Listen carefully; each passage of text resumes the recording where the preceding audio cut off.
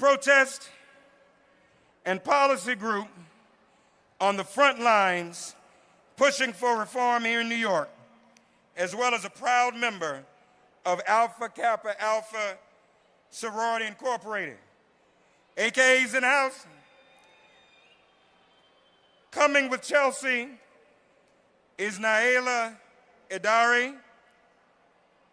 She's the co-founder also of Freedom March NYC.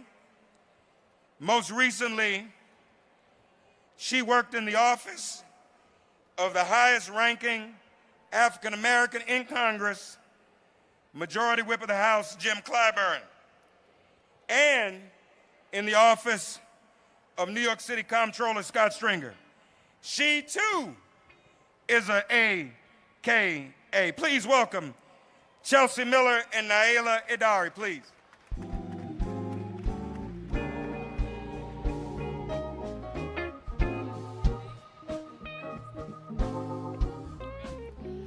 Thank you so much to Rev. Al Sharpton and National Action Network for having us here today. When I think about the start of my own activism, it started at 15 as the Midwest Youth Director of National Action Network. These movements have always been intergenerational. John Lewis was 23 years old when he marched from Selma, Alabama to Montgomery, Alabama. These movements have also always included Black women, but we haven't always gotten our recognition. When we think about Claudette Colvin and Rosa Parks and Mahalia Jackson, Black women have continued to be on the front line, so these movements must continue to be intersectional.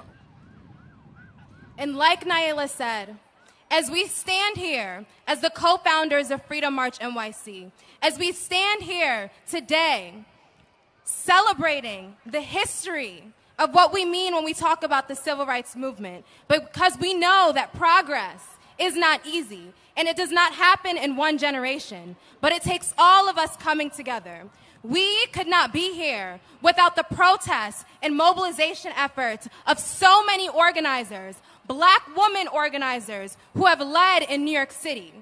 When they were saying that the KKK was coming to New York City, when they were pepper spraying and macing organizers on the ground and kidnapping us in unmarked police vans, we still came out and we still made sure that this movement was not silenced. And so we may be young, but we are a force. We may be young, but we stand on the shoulders of giants.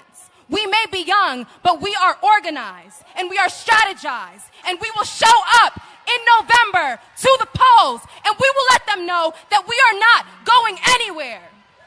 We will ensure that this revolution will be televised. We will ensure that this movement will continue in an intersectional way, in an intergenerational way, and we will not allow for this democracy that has promised us equality and justice to not make sure that they keep that promise. And if it doesn't happen today, we will make sure that in November we push for that promise. Because we know that this country and this very stage that we are standing on, the Lincoln Memorial, was built off of the backs of our ancestors. And so with that being said, Freedom March NYC is a youth-led civil rights organization for our generation. Make sure you are following us on Instagram at Freedom March NYC. Make sure you are supporting Black women on the front lines, Black trans on the front lines. Pull up. This is Freedom Summer, Freedom Fall, and the next step is ensuring that we create change and we do it sustainably. Thank you.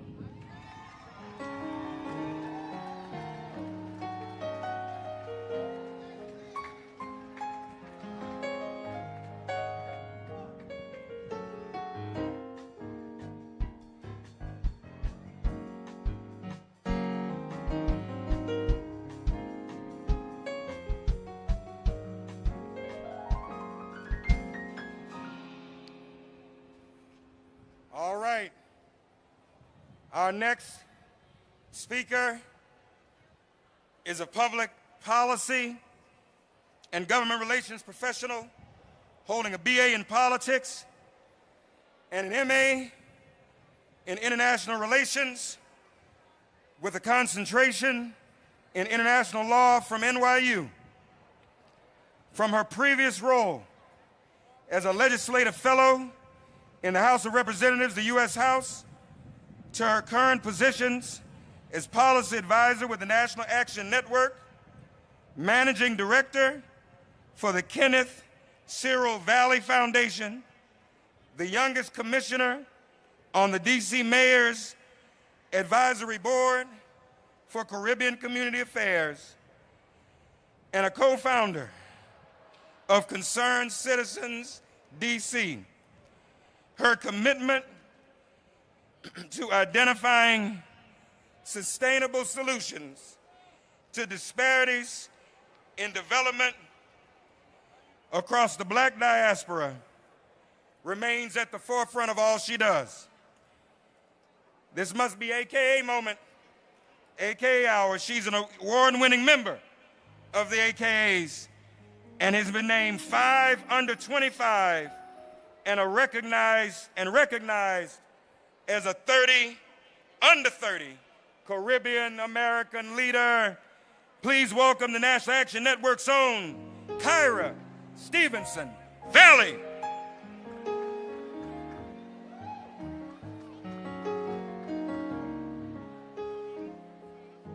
Thank you, Mark, for that wonderful introduction.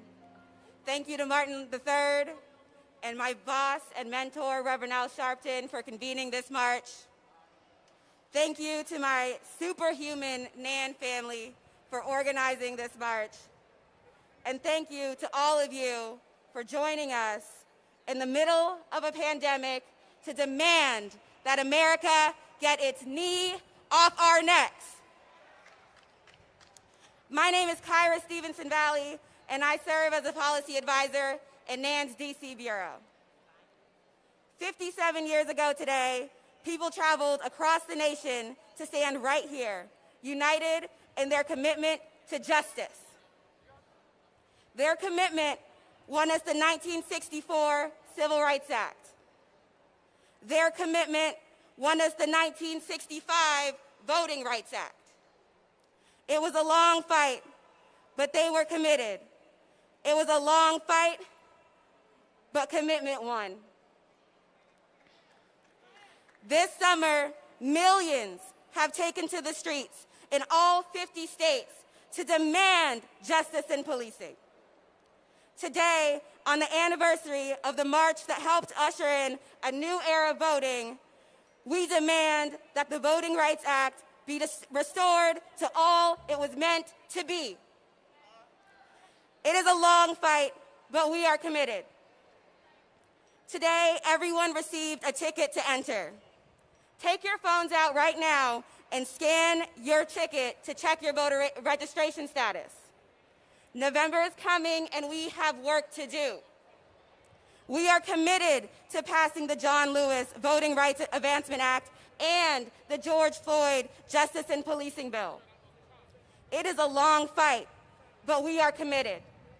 It is a long fight, but we will win. Thank you.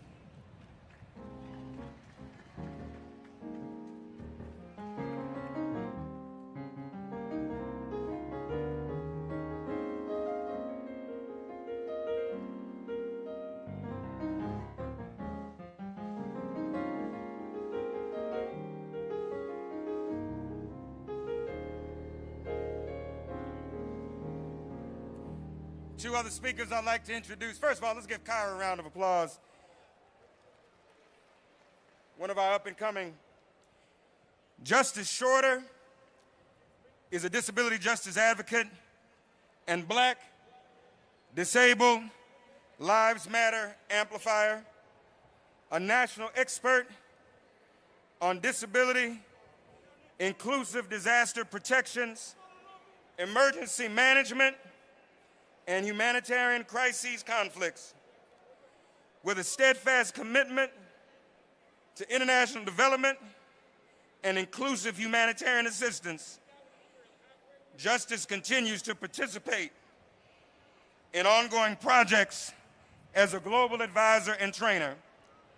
After Justine Justice Shorter speaks, we will hear from Carrie Gray, the founder and CEO of the Carrie Gray Group.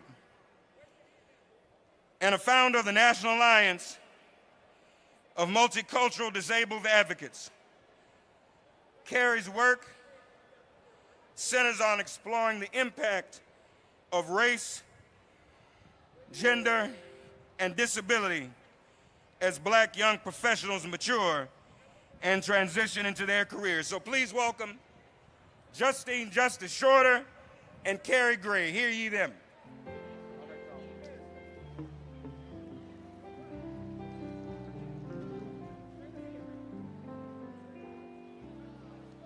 Good morning.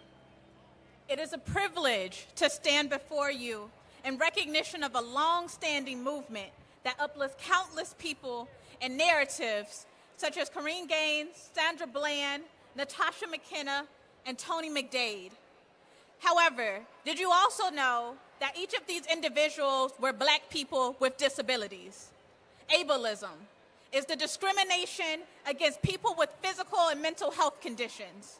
There is a proven and fatal relationship between racism, ableism, and state violence. We must make no mistake that ableism is antithetical or mutually incompatible to Black liberation.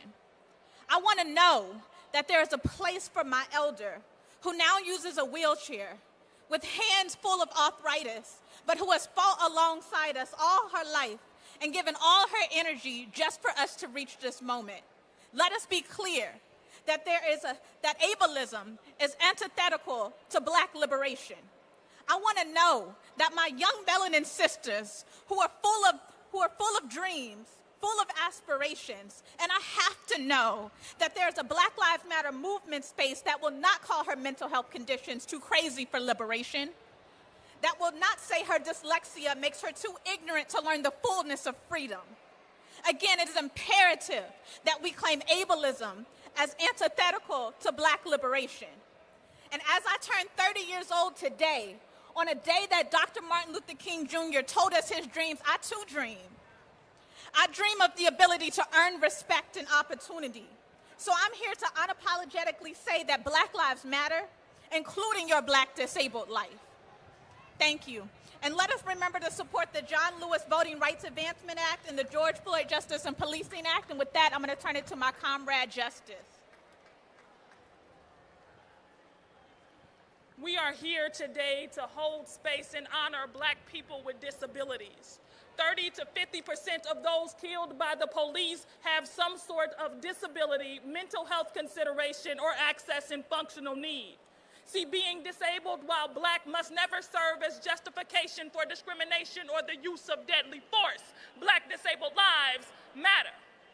We show up here today for all of us who were told or chose to hide or deny our disabilities as a means of survival. We represent those with bodies that can't easily comply with police commands, or who were met with weapons when we only asked for wellness check-ins. Our Black disabled lives matter. To the students with disabilities who still receive a segregated education, to the parents with disabilities whose every decision is criticized or questioned, to disaster survivors with disabilities who feel forgotten, to young people with disabilities who have never been told that your bodies and your minds are beautiful, to anybody who has ever felt unworthy because you are unable to work or meet superficial standards of productivity, your Black disabled life matters. So many of us have been overlooked and otherized, excluded and erased, ignored and isolated, silenced and shamed, casually consulted for input, yet rarely considered for leadership. So many of us have been dissuaded from our dreams, yet we continue to teach the world what access to liberation, love, and each other truly mean. Black disabled lives matter.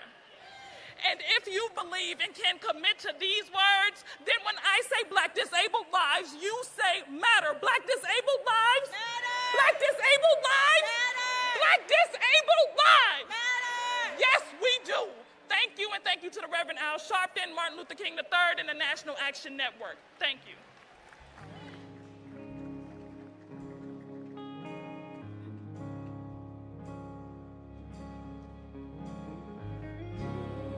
Lord, I will be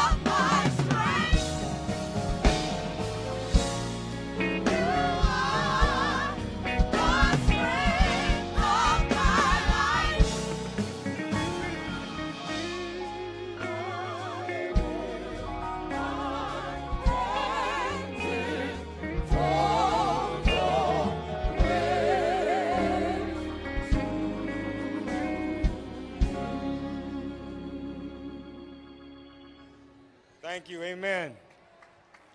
Let's, no, please give him a round of applause, if you would.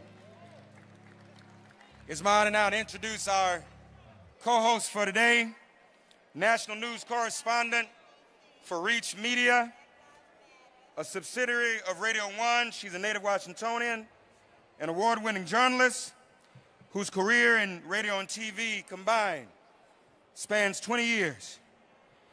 She is currently the national news correspondent for Reach Media, serving as a contributor to the Al Sharpton Show on WOL 1450 AM and Sirius XM 126 from 1 to 4 p.m. Monday through Friday. Because of her dedication to the community and lifetime activism outside of her career, in 2016, she received the President Barack Obama Lifetime Achievement Award. Please welcome our co-host today, Ebony McMorris. Thank you so much for that, Mark. Before I begin and introduce the next speaker, I want to quote some of the words from the late John Lewis that he said in 1963. He said, "My friends, let us not forget that we are involved in a serious social revolution. By and large, American politics are dominated by politicians who build their careers on immoral compromises and ally themselves with open forms of political, economic, and social exploitation." And I'm going to ask the same question that he asked then, which is, where is the political party that will make it unnecessary for us to keep having to march on Washington? Our next speaker is Alea Eastman. She is a 2019 graduate from Marjorie Stoneman Douglas High School in Parkland, Florida. On February 14th, 2018, she was in the third classroom attacked by a gunman who would go on to murder 17 students and staff. Since then, Alea has stepped up to speak out on gun violence in America and remains vocal around chronic gun violence that affects young African Americans daily, to include testifying before Senate and House Judiciary Committees. She is a nonprofit organizer, as well as a co-organizer and co-founder of Concerned Citizens DC, a group that not only has consistently organized protests in DC, but also developed a list of federal and local demands that would save Black lives. Please welcome Alea Eastman.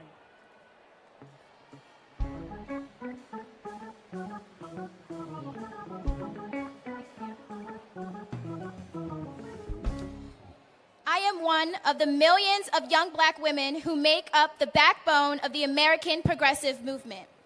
Like too many of us, my journey of activism started by a senseless act of gun violence when a fellow student opened fire in my classroom in Parkland, Florida.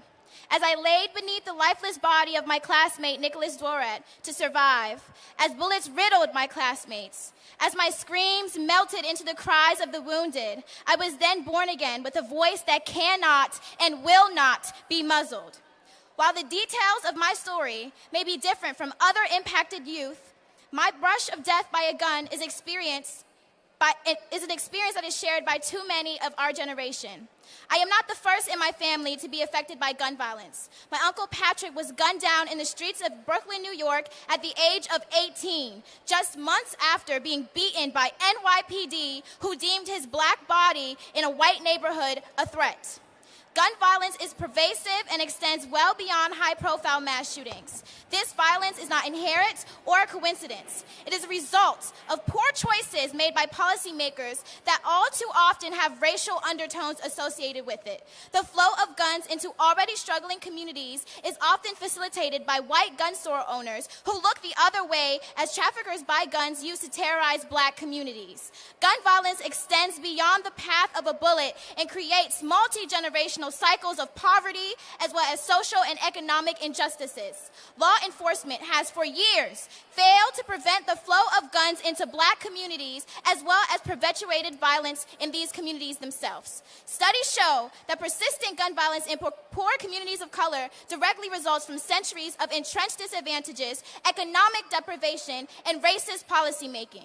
In many ways, gun violence is the last domino to fall at the end of a long line of racism, trauma, and indifference. But this is not inevitable. Community-based intervention programs throughout the country have proven that holistic, culturally sensitive, embedded teams can stop violence before it starts. We demand funding for these programs. We've seen the shooting from my high school gain worldwide attention. But the mass shooting that happened in Southeast D.C. 3 weeks ago, where 17-year-old Christopher Brown lost his life and 20 people were wounded, got no attention. Be outraged equally for Black lives. It is important that as I talk about gun violence, I address police violence. We must shift from a punitive to a rehabilitative model in the prison system. There is a need for a national conversation of defunding police departments and refunding our communities instead. We must reallocate those funds into schools, jobs, and needs for a comfortable life. We need to revisit the use force practices and eliminate conduct that places suspects at extreme harm once in custody. As has been established, officers nationwide lack accountability. For an officer who knows that he can kill an unarmed Black man or woman and only get paid desk duty as an assault, anything less than that is business as usual. We must change this reality and empower citizens of the communities being policed to hold their local forces accountable. It is important that we recognize that the systematic oppression that continues to marginalize our communities is not an accident. America was built on a system that is still doing its job. Police violence is gun violence, and gun violence is a leading cause of death for Black youth. We demand to live in peace. We demand to live in spaces where the best of Black culture can thrive, where Black men are more likely to have a mortgage and a picket fence than a record, where Black women are business executives and vice presidents, where our trans sisters and brothers don't fear being themselves. But this dream that Rev. Al Sharpton, that Martin Luther King III have for Black Americans cannot be realized until we have a federal government with our best interests at heart. For our part, Brady and Team Enough are engaged in a campaign to remove barriers to casting a ballot, making vote by mail available to all, ensuring ballot drop boxes are distributed equitably, restoring the voting rights of Americans who have paid their debt to society. We have so much good trouble to get into. I want to thank the community organizers of National Action Network, and especially their organizer-in-chief, the Reverend Al Sharpton and Martin Luther King III, for the work that they do, not just today, but every day, and giving us a place at the table. As I returned from Louisville yesterday, where Breonna Taylor was brutally killed by LMPD, it is still clear that Black women are still unprotected. As I stand here in pain from the aftermath of tear gas and rubber bullets, I realize that Black women are still the backbone of this movement. My name is Alea Eastman, a student at Trinity Washington University, executive council member of Brady's Team Enough, co-founder and core organizer of Concerned Citizens DC, a grassroots group of young Black organizers demanding true liberation for Black people. Thank you.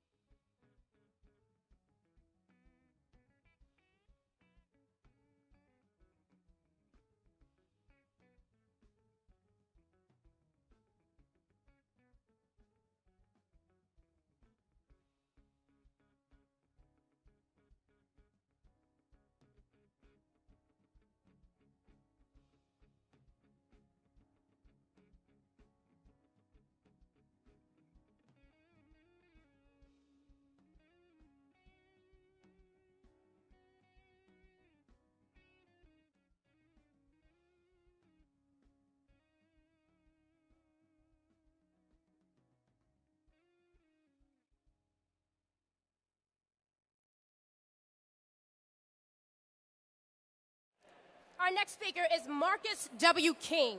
He's the president of New Jersey's Teamsters Local 331, a second-generation Teamster King has been a member since 1983, after he was asked to join the International Brotherhood of Teamsters as a field representative. One of his assignments included Local 331. The members of the local asked King to stay on, and King was successful in being elected president in 2009, re-elected in 2012, 2015, and 2018. King has served on the UPS Supplement Negotiation Committee for Philadelphia metro area and the National Master Freight Supplement Panel. Please welcome Marcus W. King. Good morning. Thank you, Reverend Al Sharpton, Martin Luther King Jr. III, and the National Action Network for assembling us here today. This is an awesome, event. Brothers and sisters, good morning. It's an honor to be with you. As the young lady just said, my name is Marcus King. I'm the director for the International Brotherhood of Teamsters Human Rights and Diversity Commission.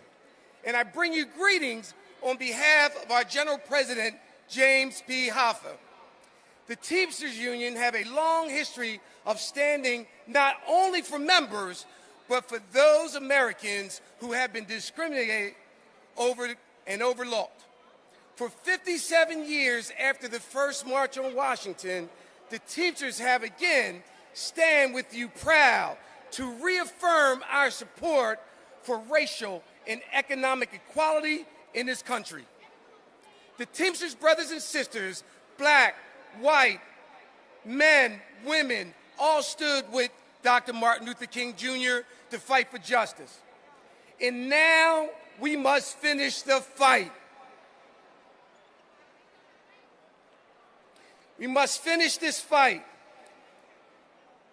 We must complete the mission for genuine equality.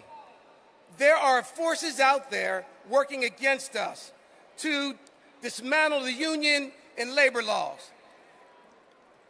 They have circumvented civil rights laws in our courts.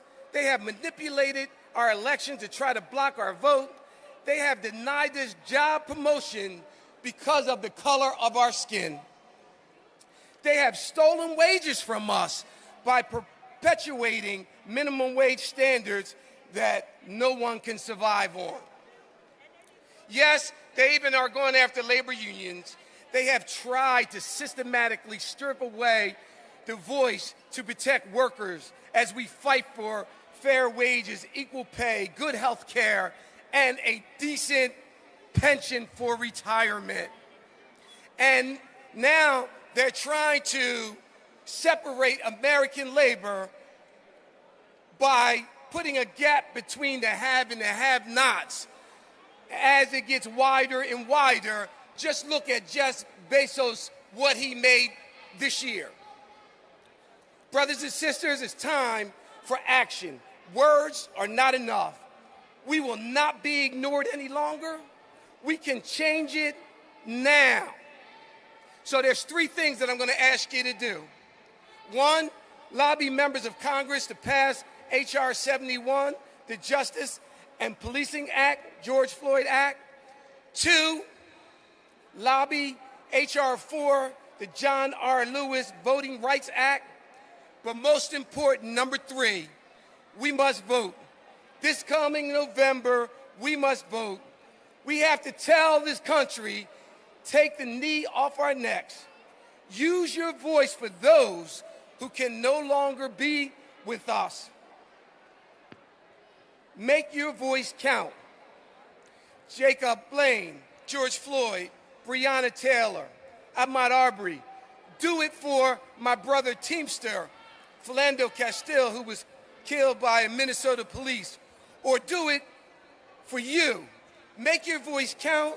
Make it a better place for us and our children. Black lives do matter because our lives matter. Stay safe. God bless you. All of my brothers and sisters in the movement, Teamster Strong. My name is Marcus King, and I'm the Director for Human Rights and Diversity for the Teamsters International Union. Thank you.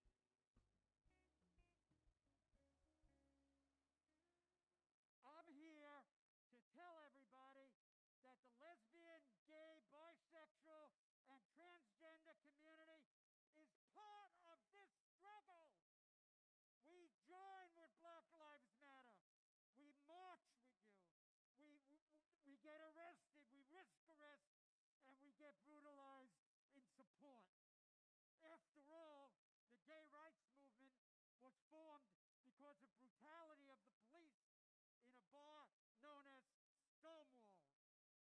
Until the black community is recognized as an equal community, until the police harassment, the police belittlement, the police shootings, and the police killings, we will stand united. We are all one. We want you to know that we will continue demonstrating. We will continue marching. We will continue to protest. We will continue to upset the power structure. We will continue to risk arrest. We will continue to be arrested.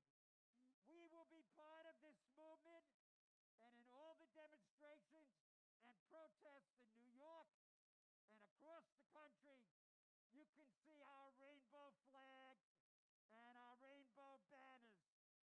Black Lives Matter is one of the most important organizations and movements, one of the most important movements in this country and in history. I thank you all. I thank Reverend Al Sharpton and the National Action Network for putting this together and being such a good friend to the LGBT community.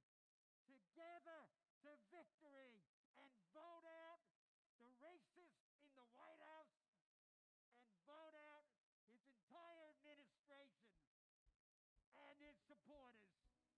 Thank you.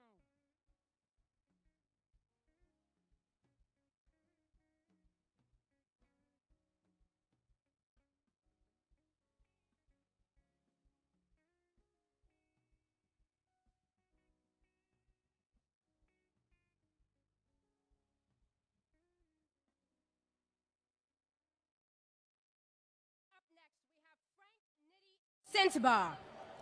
Joy, that's right. Frank brought his crowd. Joined by fellow activist Sandy Solo. He is a Black Lives Matter protester, activist, and lead organizer for the 2020 Walk from Milwaukee to Washington, D.C. Okay? To stand in solidarity with the National March on Washington, please welcome Frank Nitty Sensabar. Hello, I'm Sandy Solo from Milwaukee, Wisconsin. I'm here with activists Frank Nitty and Tori Lowe. We took a 750-mile trek across the country to get here. I'll let Frank speak on the journeys, some of the things we faced during this journey. But I'd like to thank all our Facebook friends who cash-apped us. I'd like to thank our photographers. I'd like to thank our videographers. I'd like to thank all the marchers who marched with us and all the caravan and the medic crews who came along with us. I love you, and God bless you. How y'all doing out there? My name is Frank Nitty, all right? They only gave me 2 minutes, so I'm not going to talk about my journey. I'm going to talk about what I came here to talk about, all right? Now check it out. As activists around the country, we need to get organized. Every 3 months when a black person get killed, that shouldn't be the only time we find out about black people getting killed by the police. We need to get organized together as a nation of activists so we can call on each other whenever we need help. We need to demand change, not ask for change. They think this is a negotiation. This is not a negotiation. I came here to demand change. I'm tired. Are y'all tired? Because I'm tired. My grandsons ain't gonna be marching for the same stuff my granddaddy marched for. This is a revolution, all right? We just marched 750 miles from Milwaukee, Wisconsin, 24 days to get here because we not gonna stop until we get change. That's what we need in this country. All of y'all that came today, I know y'all been marching in y'all cities. I know y'all been marching. Don't stop marching. We gonna organize because they don't expect that. We gonna come together because they don't expect that. We gonna demand change because they don't expect that. We not gonna have our kids marching. This is it. We've been marching for the same stuff for 60 years. Black people shouldn't be marching for the same stuff Martin Luther King was marching for. I'm tired. I'm tired. And I'm tired of asking for justice. I just want it to stop. We don't want justice. That's after a racist police do something to us. We need them out of the police. We need all these racist people gone. We need change, and we can get that by voting. Now, while we marched in 750 miles, Everybody that came and chastised us, everybody that came with shotguns, everybody that came messing with us had Trump signs. Trump 2020. That's the new way that they exhibit racism in this country and hide behind it. So we got to vote Trump out of office, all right? So when it's time to vote, we going to vote. And if y'all see me up here, if you an activist, stop me out there so we can organize. It's time. This is the revolution. This is the revolution.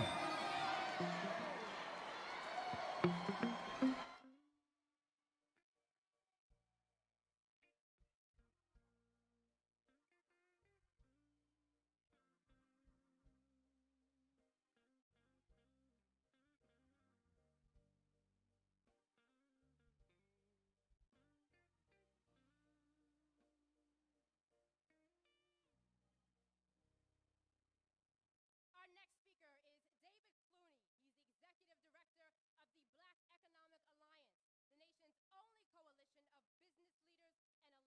business leaders and aligned advocates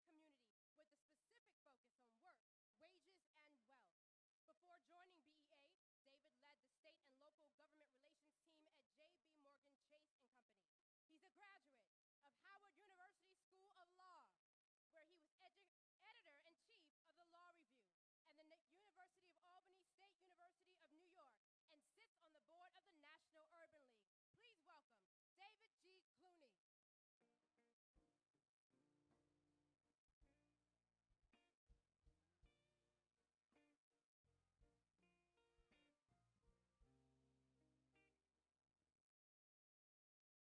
lead the Black Economic Alliance, a group of black business leaders and allies dedicated to improving work, wages, and wealth for black people. We know the 1963 March on Washington was a march for jobs and freedom. In over 50 years, the wealth gap between black and white Americans has not changed significantly. In fact, by some measures, it's even wider today. But we're at an inflection point. It may have taken 400 years plus 8 minutes and 46 seconds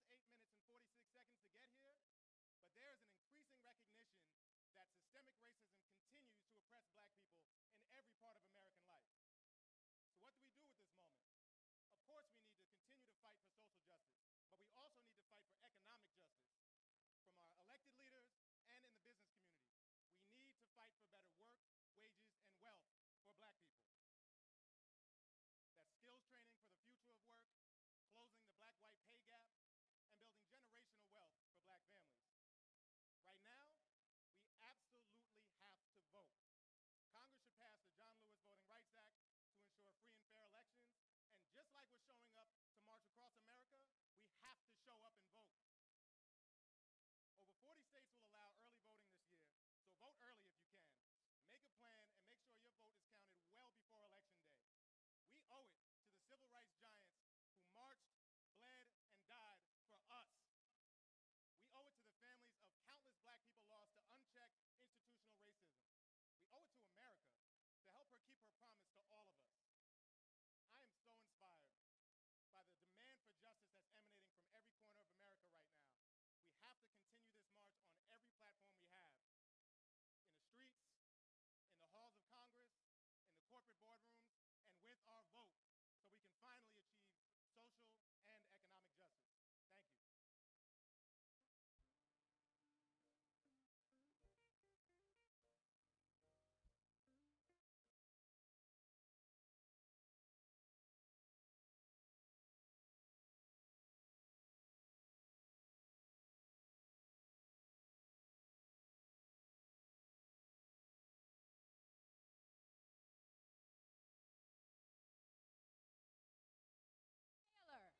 She's a brand builder, music lover, sport bike rider.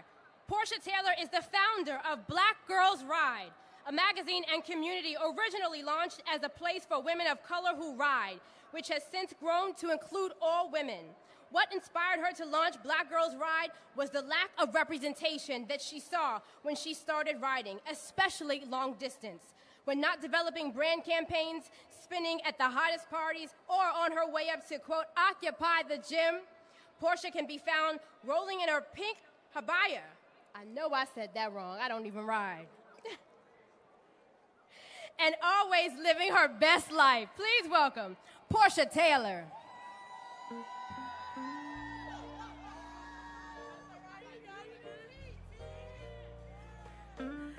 Good afternoon.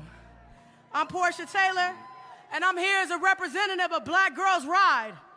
More than a magazine, we are a movement of women passionate about motorsports. Over 100 women rode across America to be with you here today. We are our ancestors' wildest dreams. Women of color on ground traveling across the land of the free. We are your mothers, your grandmothers, your aunts, your sisters, and your daughters. Our ride started Monday in Long Beach, California. As we rode through Texas, I thought about my soror, Sandra Bland, and how a simple traffic stop ended in her death. We all witnessed George Floyd's death as he cried for help, the heartbreaking death of Breonna Taylor as she slept in her home. And less than a week ago, Jacob Blake was shot 7 times in the back and paralyzed. With each act of senseless violence, we feel a stirring in our collective soul. When a call to march was issued, we knew it was time to mount up. We packed up our bikes and rode thousands of miles in protest against police brutality. We ride unapologetically for Black lives, and we raise our throttle hand in support of those on the front line of our struggle. We ride to ensure the freedom of our future leaders. We've come a long way, but our journey is not over. In November, Black Girls Ride will rev our engines. We will lead the ride to the polls and fuel the ballot boxes of this nation to choose a leader that will provide the unity our country desperately needs. We invite you to join in this and vote like your life depends on it. Thank you.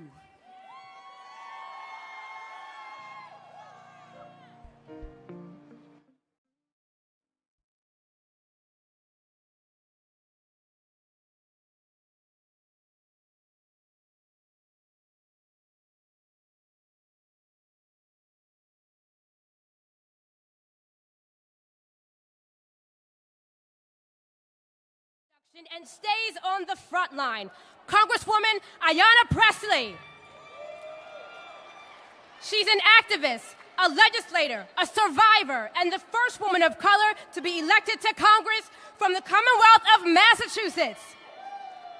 Throughout her career as a public servant, Congresswoman Pressley has fought to ensure that those closest to the pain are closest to the power, driving and informing policymaking. Prior to her being elected to Congress, she served on the Boston City Council for 8 years and was the first woman of color elected to the council in its 100-year history. Please welcome Congresswoman Ayanna Pressley.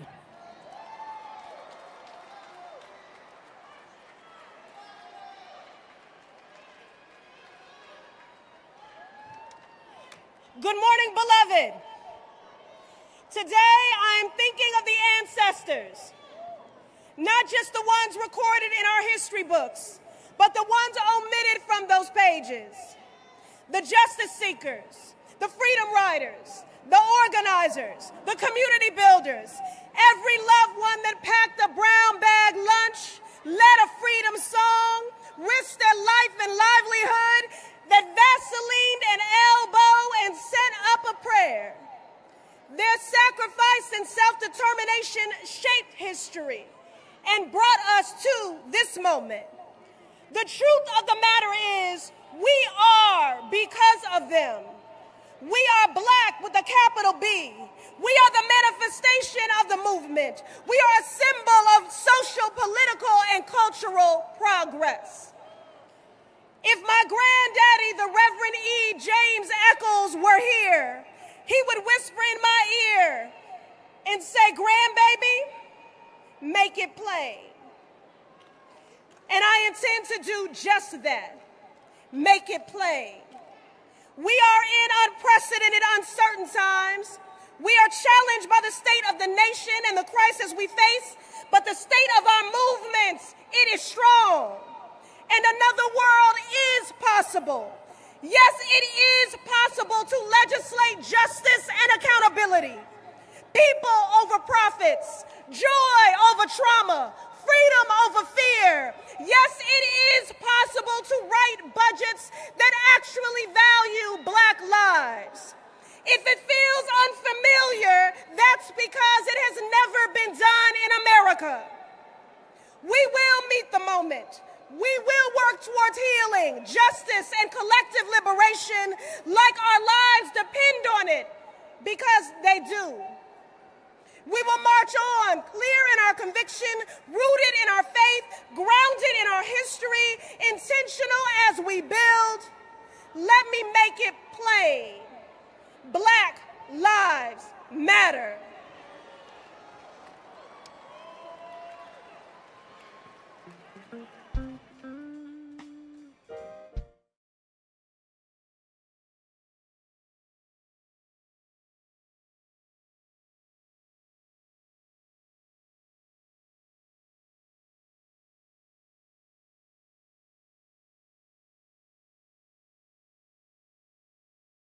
Representative Adriano Espaillat.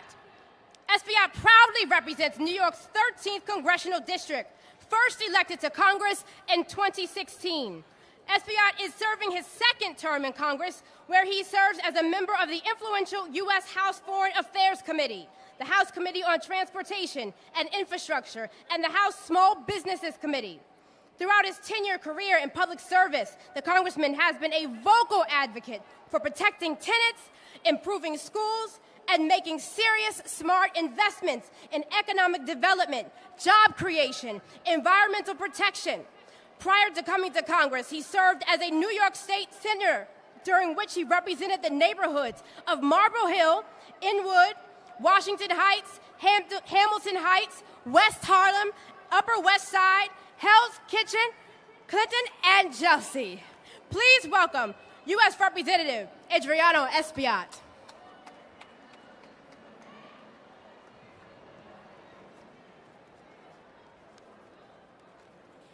Good morning, everybody.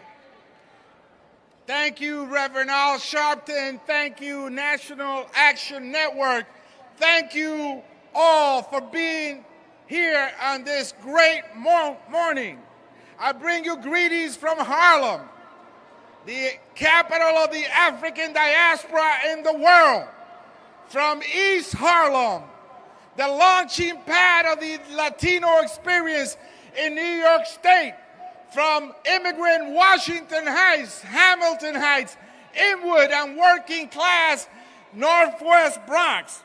Over 50 years ago, the great Martin Luther King Jr. and John Lewis stood here and shared their dreams with all of you. Today, as the first formally undocumented member of Congress, I stand here with you today to say that yes, I am a man. That yes, we shall overcome. That yes, sí se puede. That yes, Black Lives Matter. And that yes, without no justice, there will be no peace. We come here today burying the scars and the wounds of 400 years of struggle, to say that whether your ancestors picked cotton or whether they cut sugarcane, we're all in the same boat right now. We must pass legislation to ensure that there is police reform. We must pass the pieces of legislation highlighted in the Harlem Manifesto against police brutality that are all included in the George Floyd Justice in Policing Act. Let's get rid of the chokehold. Let's get rid of the knee. We also must pass the John Lewis Voters' Rights Advancement Act to ensure that we all be able to vote. We must enact criminal justice reform. Let's do away with the death penalty. Let's do away with solitary confinement. Let's do away with mandatory minimums. I am a man. We shall overcome. Sí se puede. No justice, no peace, and Black Lives lives matter. God bless you and keep the faith.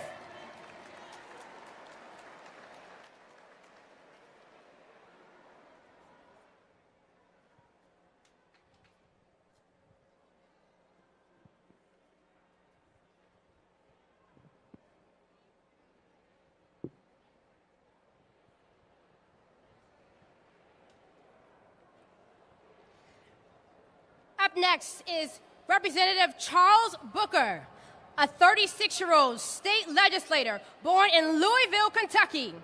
He successfully ran for State House in Kentucky in 2018, becoming the youngest African American in the House in more than 90 years, where he fought for common sense gun safety reform, prescription drug cost relief, voter protection and restoration in support of labor unions, for economic justice, against racial injustice, and more. Representative Booker recently founded Hood to the Holler, a 501c4 to capture the energy and infrastructure he built in his run to continue to build power, work on voter registration, and more, and to help positively transform our future. Please welcome Representative Charles Booker.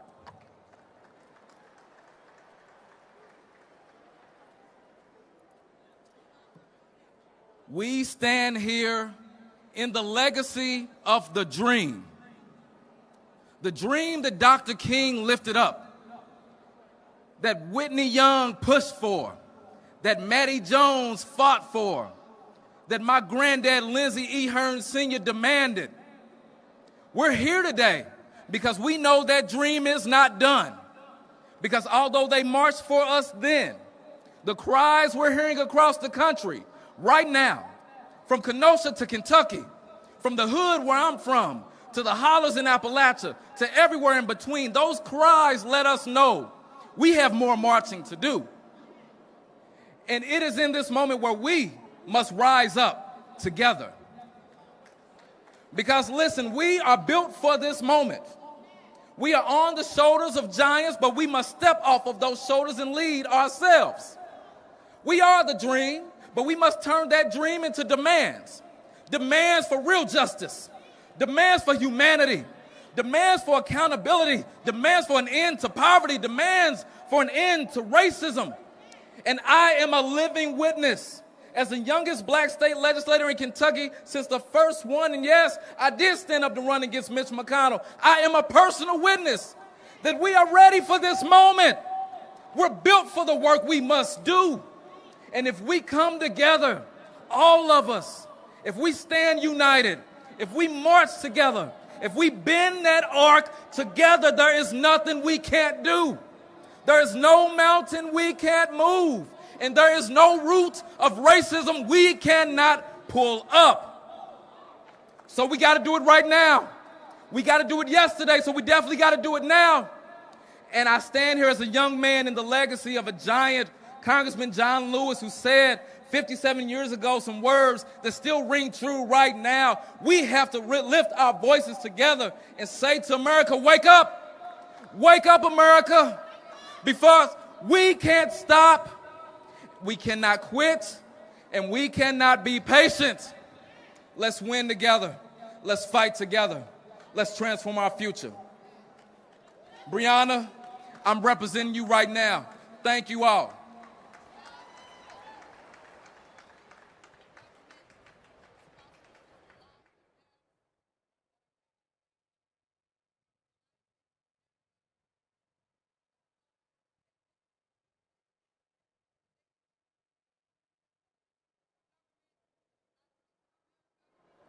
Next, we have Tyleek McMillan. He serves as the National Director of Youth and College Engagement and is a policy advisor for the National Action Network. A recent graduate of North Carolina A&T State University, Tyleek is a proud member of Phi Beta Sigma fraternity, the Eta chapter, and hopes to one day serve as a legislator on the Hill. Please welcome Tyleek McMillan.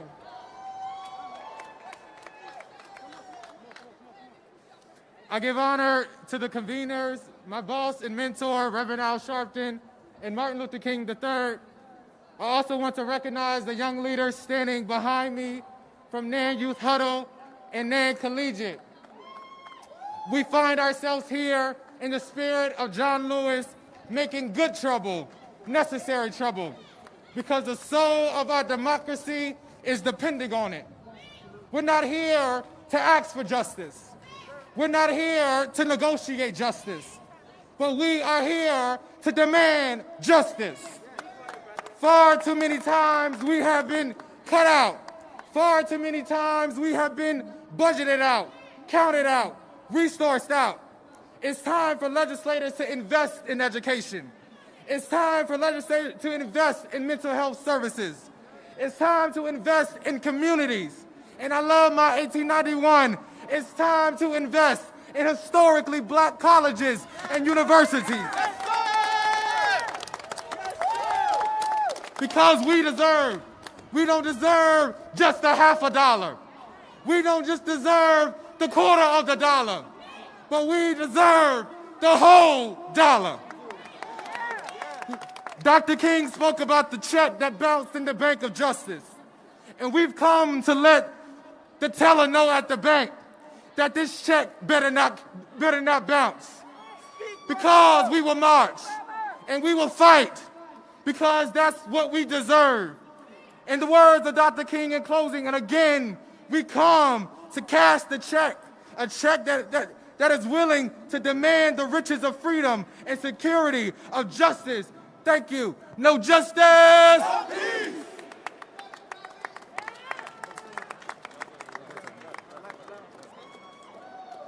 Great job.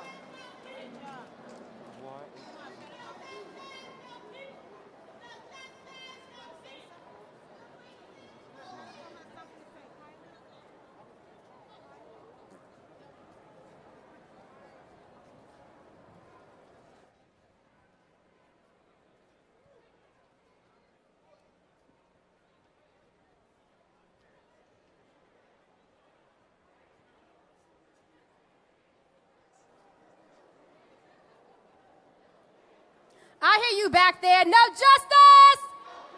No justice! That's just to echo you. Next up, we have Janet Muriga. As someone who has experienced the promise of the American dream firsthand, Janet has devoted her career in public service to opening the door to that dream to millions of American families. As a key figure in the Latino community, she continues this mission as president and CEO of Unidos US, a large national Hispanic civil rights and advocacy organization in the US. Welcome her to the stage.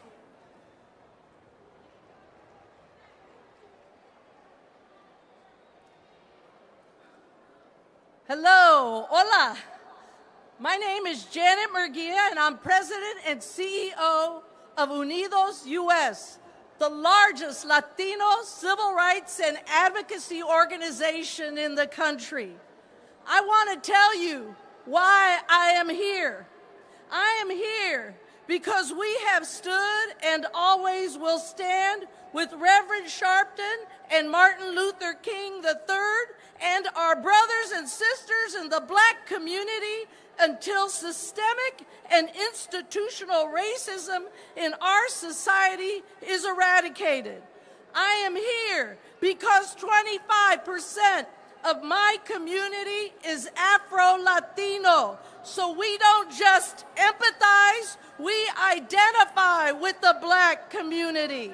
I am here because we need law enforcement to get their knees off the necks of our Black and Latinx young men.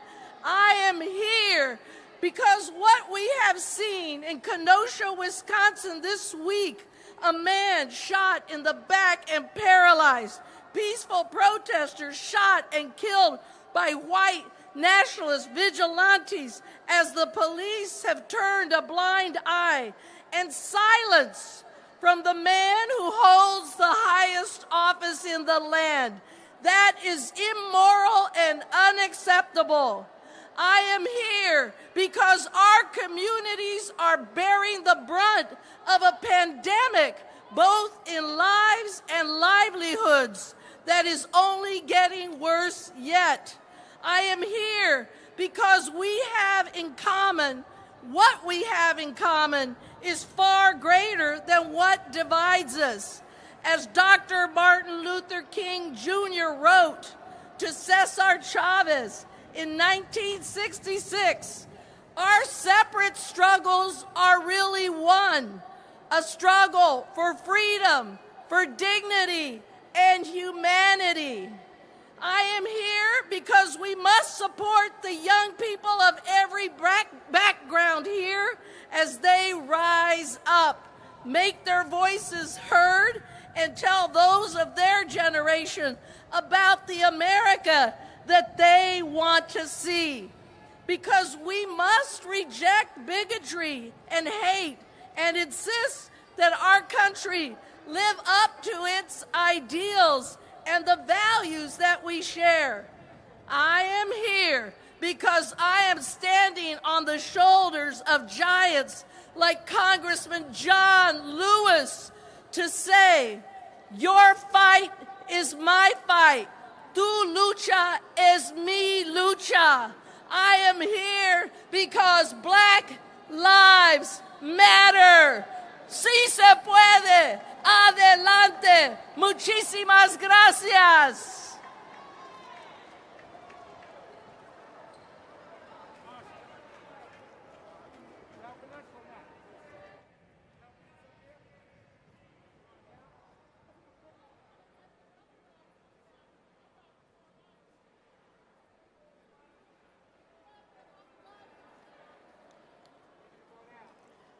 Up next, we have Reverend Dr. Richardson, who serves on the board of several corporations and national organizations and is currently chairman of the board for the National Action Network. Reverend Dr. W. Franklin Richardson is pastor of the historic Grace Baptist Church in Mount Vernon, New York. He leads the largest African-American church in Westchester County, with a membership base of over 3,000 parishioners. Despite the interaction with U.S. presidents and heads of states, he has made sure to use the power of the pulpit to lift up local issues in the Mount Vernon area and nationwide. Dr. Richardson believes that grace must be at the vanguard of liberation and empowerment of African American people through our Christian faith. Please welcome Reverend Dr. W. Franklin Richardson.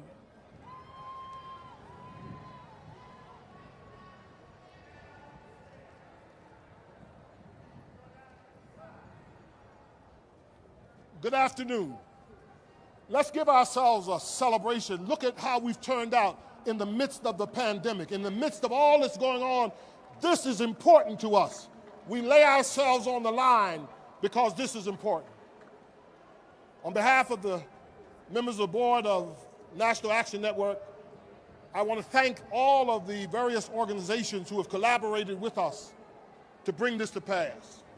We celebrate the great leadership of our President, Reverend Al Sharpton, and Martin Luther King III, having convened us together.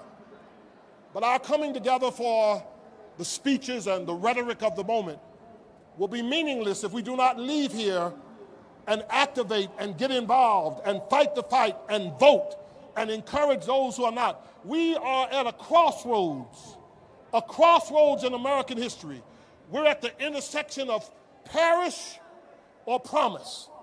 If we fail to deliver in November, we will perish. If we fail to bring out our votes, we will not enjoy what we have struggled from. We're at a moment when all that we have fought for, all that our forefathers and mothers have died for, is at risk of being lost. Blood that's been shed for our freedoms is on the line, and we cannot perish. We must stand up. We must fight. We must engage every resource that we have. We still believe in America's promise. Not only are we on the precipice of perishing, but we're on the precipice of realizing the promise. And the promise is a nation where every person, black or white, yellow, red, male, female, LBGT, every dimension of our humanity is in the promise of a great America. And so I challenge us all to believe in a better day, to make the sacrifices, to make sure we go back to our cities and knock on doors and call our friends, because this will be a sham if we fail to bring out the vote on November the 3rd. This will be mockery if we do not deliver ourselves to the polls. This will be a disgrace if we fail to engage our resources to deliver on our own behalf, and our forefathers and mothers who lay in the cemeteries will want to turn over in their graves if we fail to deliver in this moment and grasp what they fought for. God bless you. Let's go. Let's get this done. We're able. We're powerful. Use the UR code that's on the screen that talks about the Black Church 75, vote 75. All of us must be engaged. God bless you, and I look to see you in the near future at the victory celebration. God bless you.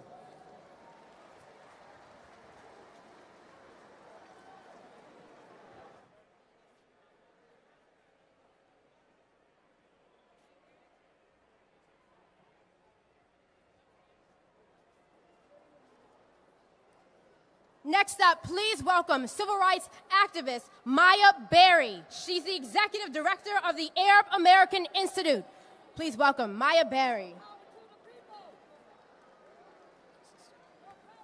You guys look amazing. Reverend Al Sharpton, Martin Luther King III, thank you for your leadership. To the National Action Network, thank you for convening us today. To the families who've lost loved ones to racist violence, I am so sorry for the pain you have been forced to endure. I'm humbled to stand and march alongside you today and every day. My name is Maya Berry, and I'm the executive director of the Arab American Institute. On behalf of 3.7 million Arab Americans across the country, I stand here today with you in defense of Black lives. We do so because it is right, and regrettably, because it is necessary to declare that Black lives matter. We do so because we understand that until the killing of Black men, women, and children stops, until systematic racism and anti-Blackness is addressed, the America we all desire cannot be realized.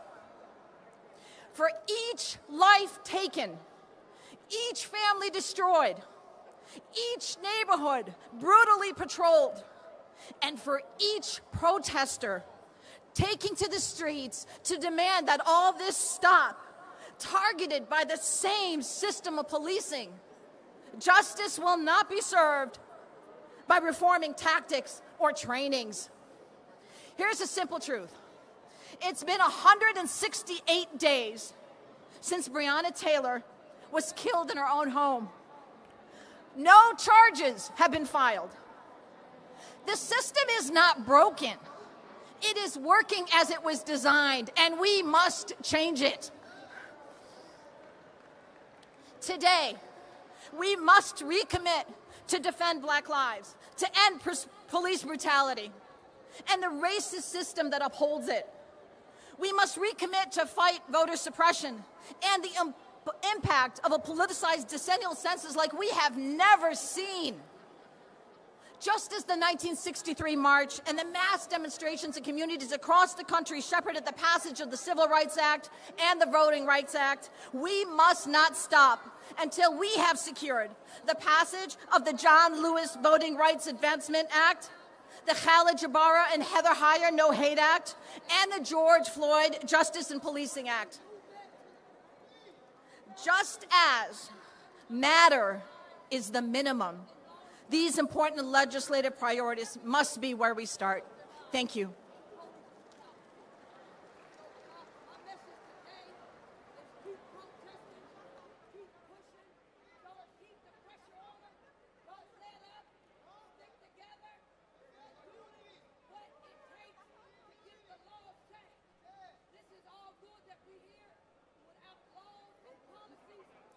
Please welcome to the stage Dr. Jamal Bryant. He's a visionary, civil rights activist, community organizer. Dr.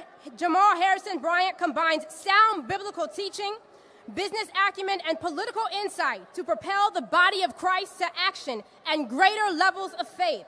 His ability to reach across social, economic, and political barriers has helped people not only experience the life-changing gospel of Jesus Christ, but to activate success in their everyday lives. His ministry has become an incubator for entrepreneurs, homeowners, and like Dr. Bryant, is a senior pastor of New Birth Missionary Baptist Church in Lithonia, Georgia. Please welcome Dr. Jamal Bryant.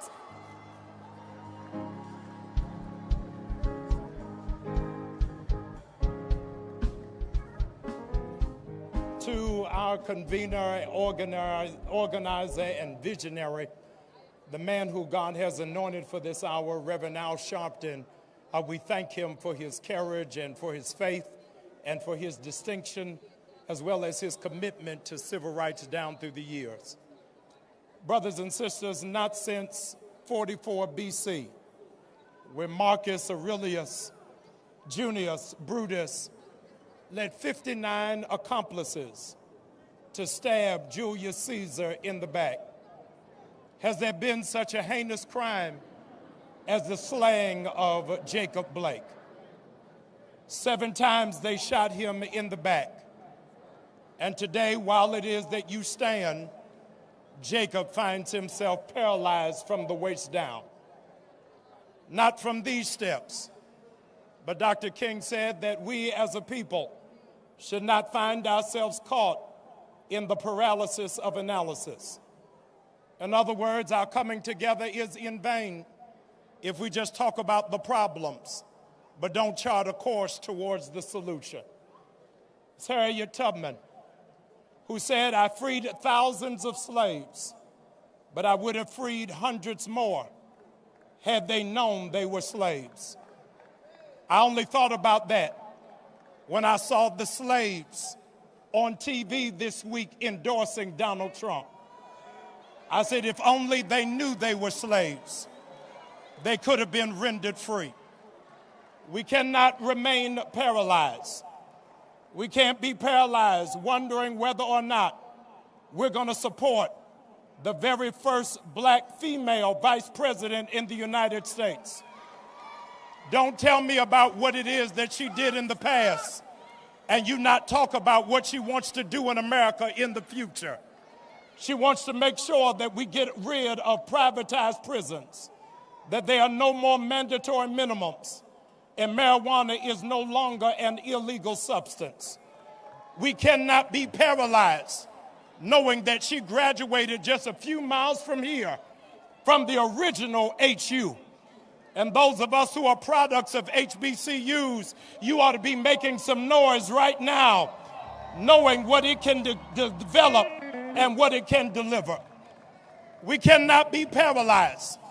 We cannot allow white evangelicals to paralyze us, saying that they cannot support our agenda because they're for pro-life. Don't tell me you're for pro-life and white evangelicals are silent when black people are dying in the street like dogs. We cannot be paralyzed. The black church, you cannot be paralyzed, saying that you're not going to support Black Lives Matter because of 3 fearless black sisters who happen to be lesbian. We've got to love our LGBTQ community, realizing that those are our sons and those are our daughters. We cannot be paralyzed. We cannot be paralyzed into believing Mr. Jones' water is colder. This is the time where we've got to support black businesses because too many of them are closing down because of COVID-19. Not because they don't have adequate service, but because they don't have adequate support. But what America has to know about the tenacity of black people is that even when you render us paralyzed, we still know how to crawl. And on November 3rd, no matter what you do, we gonna crawl to the polls. If you take away the mailbox, we still gonna crawl. You take away the polling stations away from our community, we still gonna crawl. We gonna sing the original gangster rap music. Before I be a slave, I'll be buried in my grave and go on to my Lord and be free. We still gonna crawl. There is something about us that understands that we stand today with our brother Jacob, realizing that even if we find ourselves paralyzed and you force us to crawl, we are like butterflies, because butterflies only have two options. They crawl and then they fly.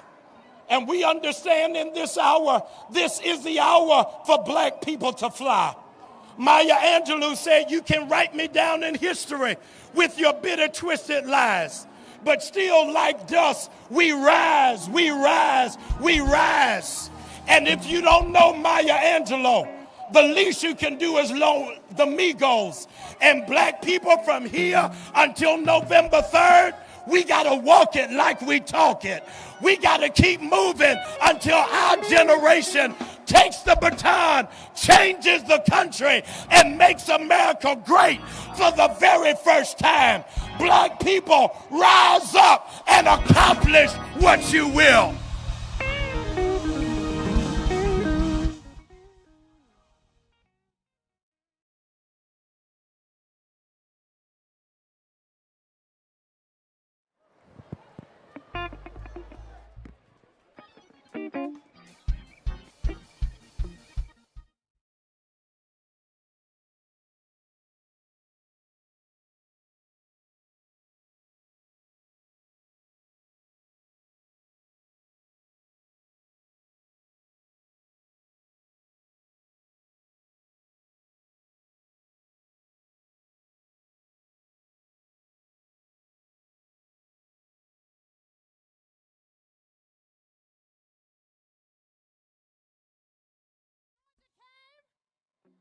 All right. Next up, please welcome Congresswoman Sheila Jackson Lee. She is serving her 13th term as a member of the United States House of Representatives. She serves the 18th Congressional District of Texas, centered in Houston, the energy capital of the world, and sits on 3 congressional committees: the House Committee, the Judiciary and Homeland Security Committee, and the crucial Budget Committee. She's the author of the Emancipation National Historic Trail Study Act and the lead sponsor for H.R. 40, the commission to study and develop reparation proposals for African Americans. Please welcome Congresswoman Sheila Jackson Lee.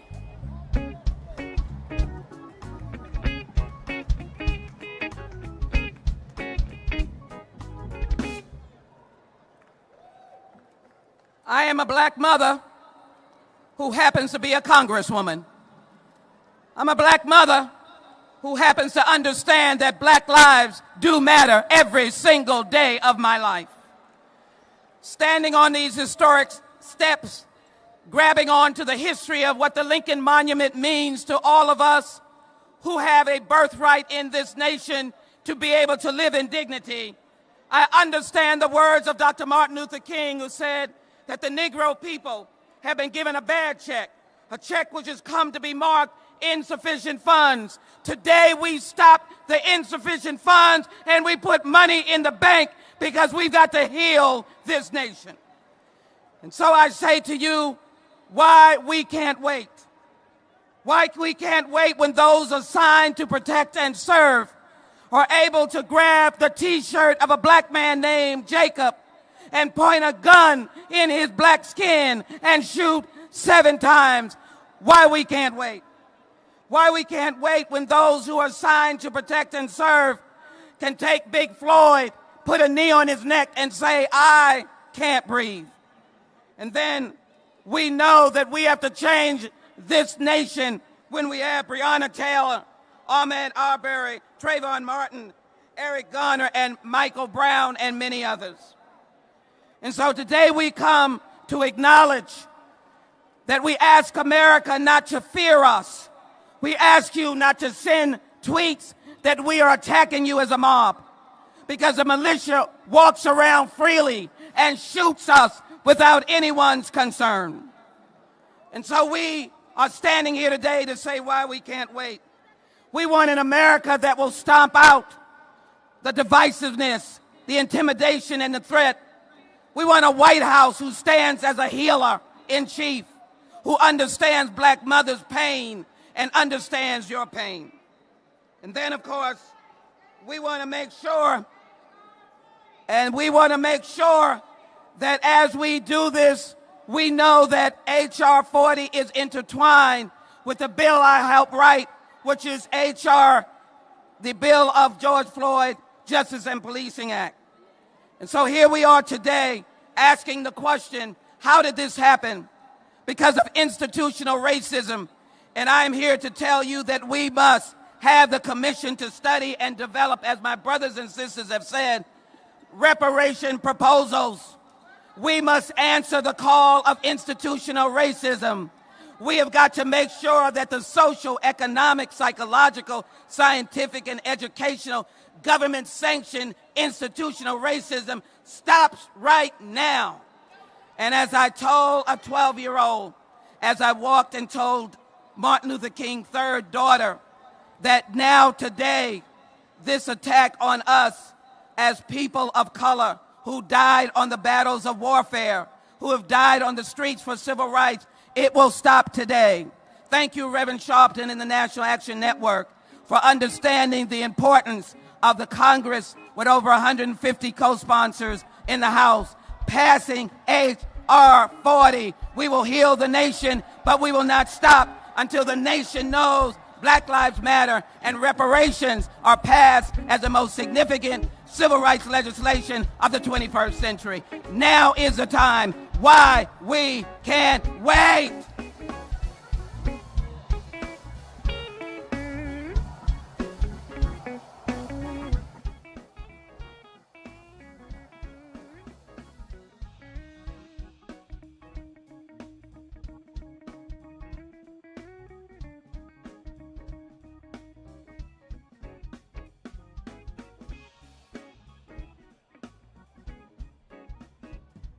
Reparations now. Let's hear it for Congresswoman Sheila Jackson Lee. Reparations now. Our next speaker from Ohio is a powerhouse who stands with the people, serving as vice chair of the Congressional Black Caucus and first ever chair of the Diversity and Inclusion Subcommittee. A sought-after public speaker and previously recognized as one of Ebony Magazine's 150 most powerful African Americans in the United States. She has written 93 pieces of legislation and co-sponsored over 1,600 bills. She is calling on Congress to recognize racism as a national crisis. And we got a Delta up here now, Delta Sigma Theta sorority. We have a lot of AKAs. Any Deltas here? And she's also a member of the Lynx. Please welcome Congresswoman Joyce Beatty. Hey, good to see you. Thank you. I am joined by members of the powerful Congressional Black Caucus. We are here today because people died and were denied civil and economic rights. We are here today because 57 years ago, people marched for jobs and freedom and stood here with members of Congress and Martin Luther King. We are here today because George Floyd had a knee on his neck. 8 minutes, 46 seconds. Black Lives Matter. We are here, and I stand representing the Congressional Black Caucus, 54 members strong, who understand silence is not an option because black people face a symbolic chokehold every time we walk, speak up, shop, jog, drive, and yes, breathe. So we must tear down the walls of injustice.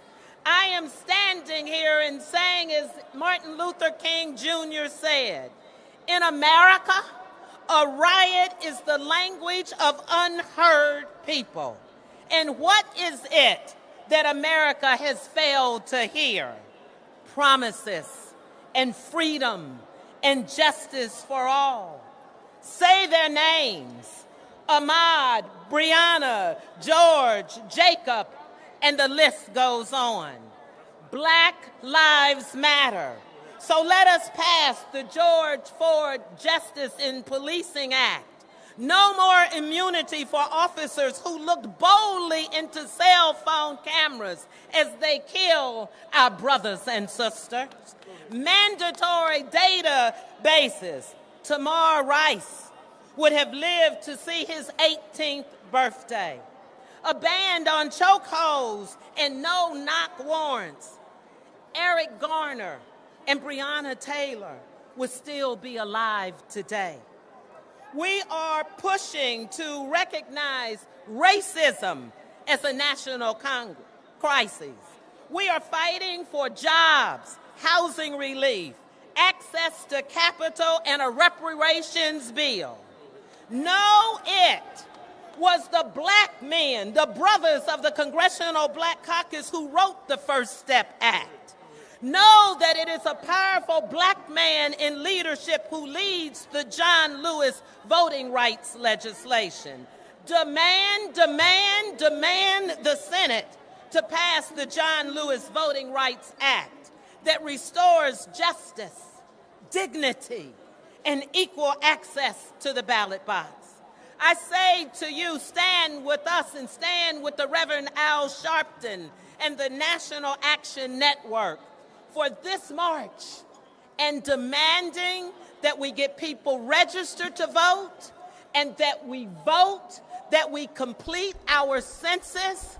Say it with me. Go vote, go vote, go vote, go vote. And let me say, tell them to get their knees off of our necks. Thank you, thank you, thank you. And yes, I'm Congresswoman Joyce Beatty, and I approve this message.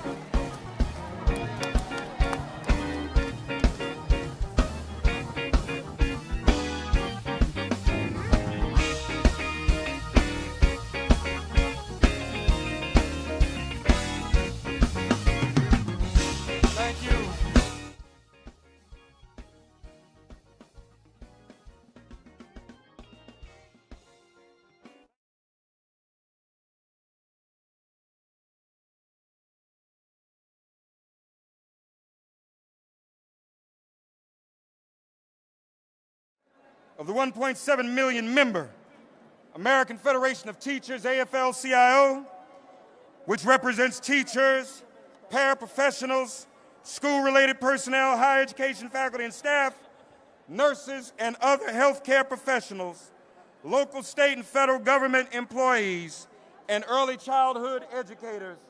Please welcome the President of the American Federation of Teachers, Randi Weingarten, and she'll be joined on stage by Everett Kelly of the American Federation of Government Employees, and our brother Ken from the International Union, Ken Rickmadian of the International Union of Painters and Allied Trades. You all welcome them as they come. Organized labor, y'all, give them a round of applause. Okay, Everett Kelly. Good evening, brothers and sisters. I want to thank Nan and Reverend Al Sharpton, Martin Luther King III, for convening this march. I'm here today to represent 700,000 men and women making up AFGE, American Federation of Government Employees. It is an honor to be here. We are a diverse union. We're from all across the country, all ages, all abilities. We provide every single type of service to the American public. What unites us Well, what brings us together is one big labor union. FGE, we believe in fairness. We believe in due process. FGE believes that every American deserves a good job and every American deserves decent pay and full benefits. Every single person deserves that. FGE believes in universal health care. We believe in universal housing, universal education, universal and equal justice under the law. We believe in the VA system, Social Security, and all the programs of the federal government that make people live better. We believe that the government should be a force for good, that the government should protect us and not scare us, not suppress us.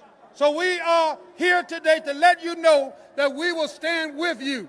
Can we do this together? Can we do this together?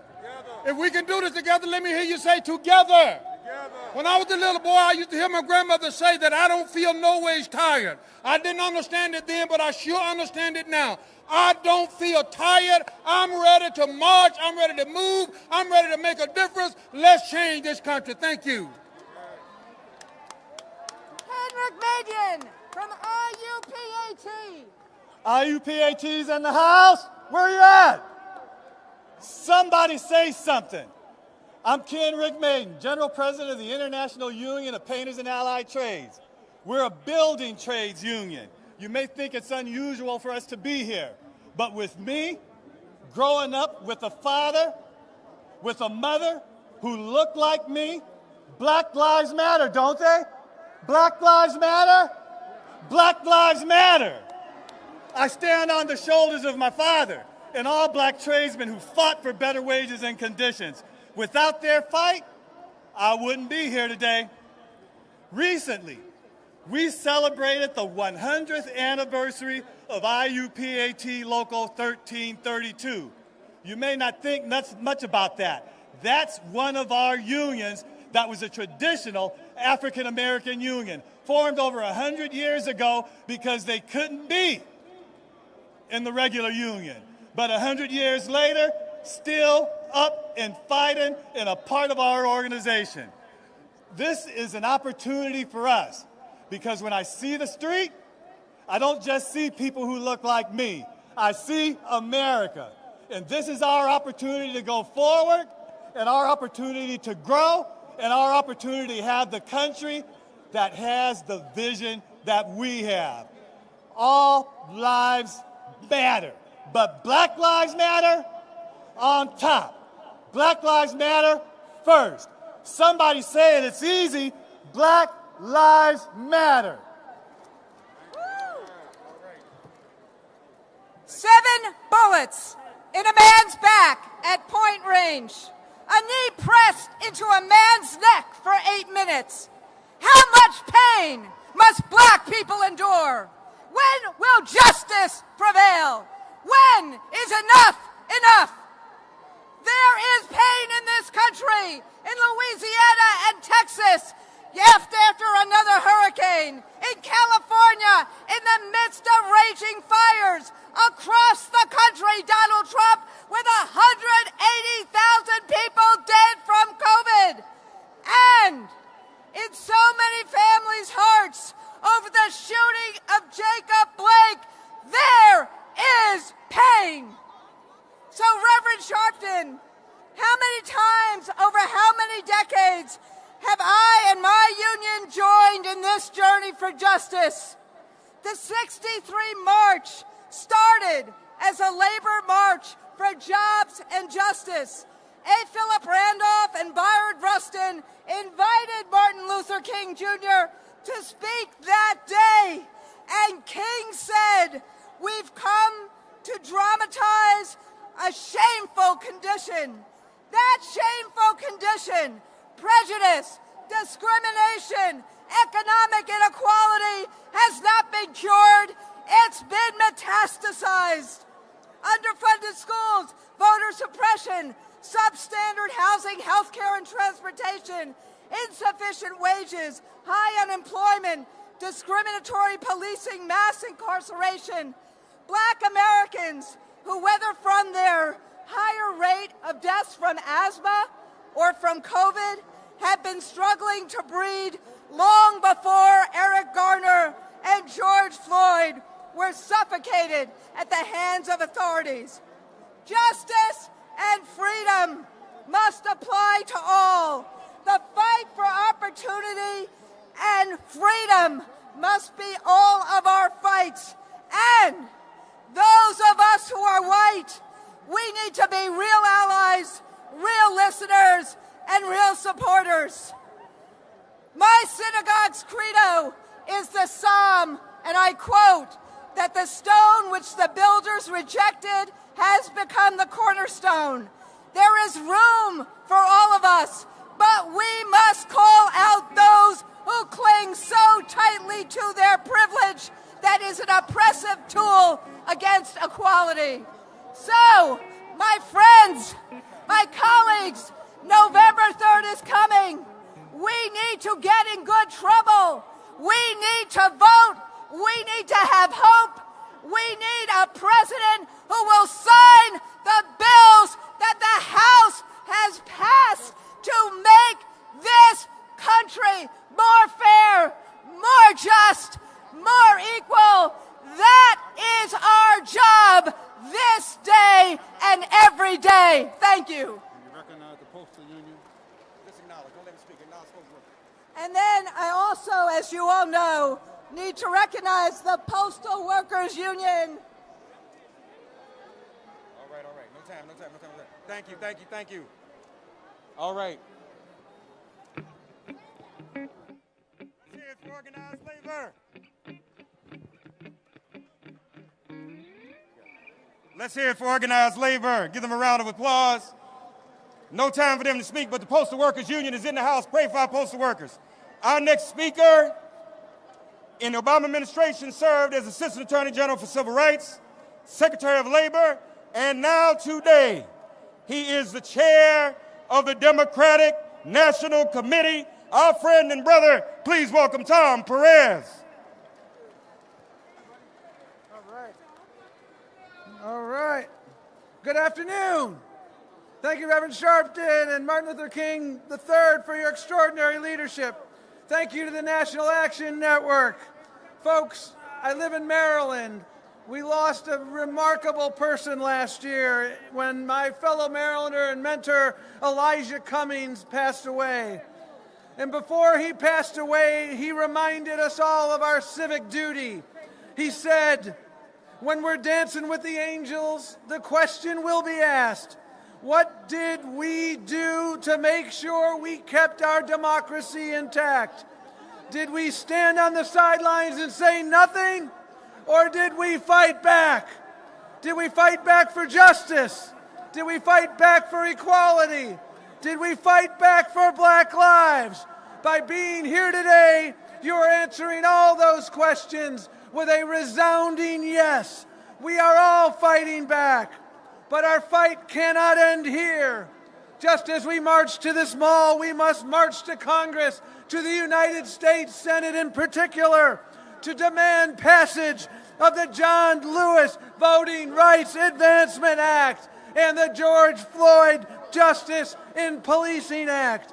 Just as we march to this mall, we must march to the ballot box or the mailbox to demand the leadership we deserve. And we must exercise the right that protects all others, the right to vote. As you well know, our nation is hurting right now. Our African American communities are hurting. We're hurting from a pandemic that has taken 180,000 lives, hurting from an economic crisis that has cost millions of jobs, from a climate emergency that threatens the air we breathe and the water we drink, hurting from an epidemic of violence and racism, a cancer of the soul. We're hurting from a knee on their neck, a bullet in their back, hurting from leadership that treats them like their lives don't matter. President Lincoln, you would not recognize today's Republican Party. Our African American brothers and sisters are not alone. Dr. King spoke of the inescapable network of mutuality. In this moment of crisis, so many Americans are bound together in the mutual struggle for justice, dignity, and opportunity. From the Native American tribes confronting the scourge of COVID and the delay of their stimulus funding, to Latinx children being separated from their parents at the border, to Asian Americans facing hate-fueled attacks, to working families across this country struggling with poverty.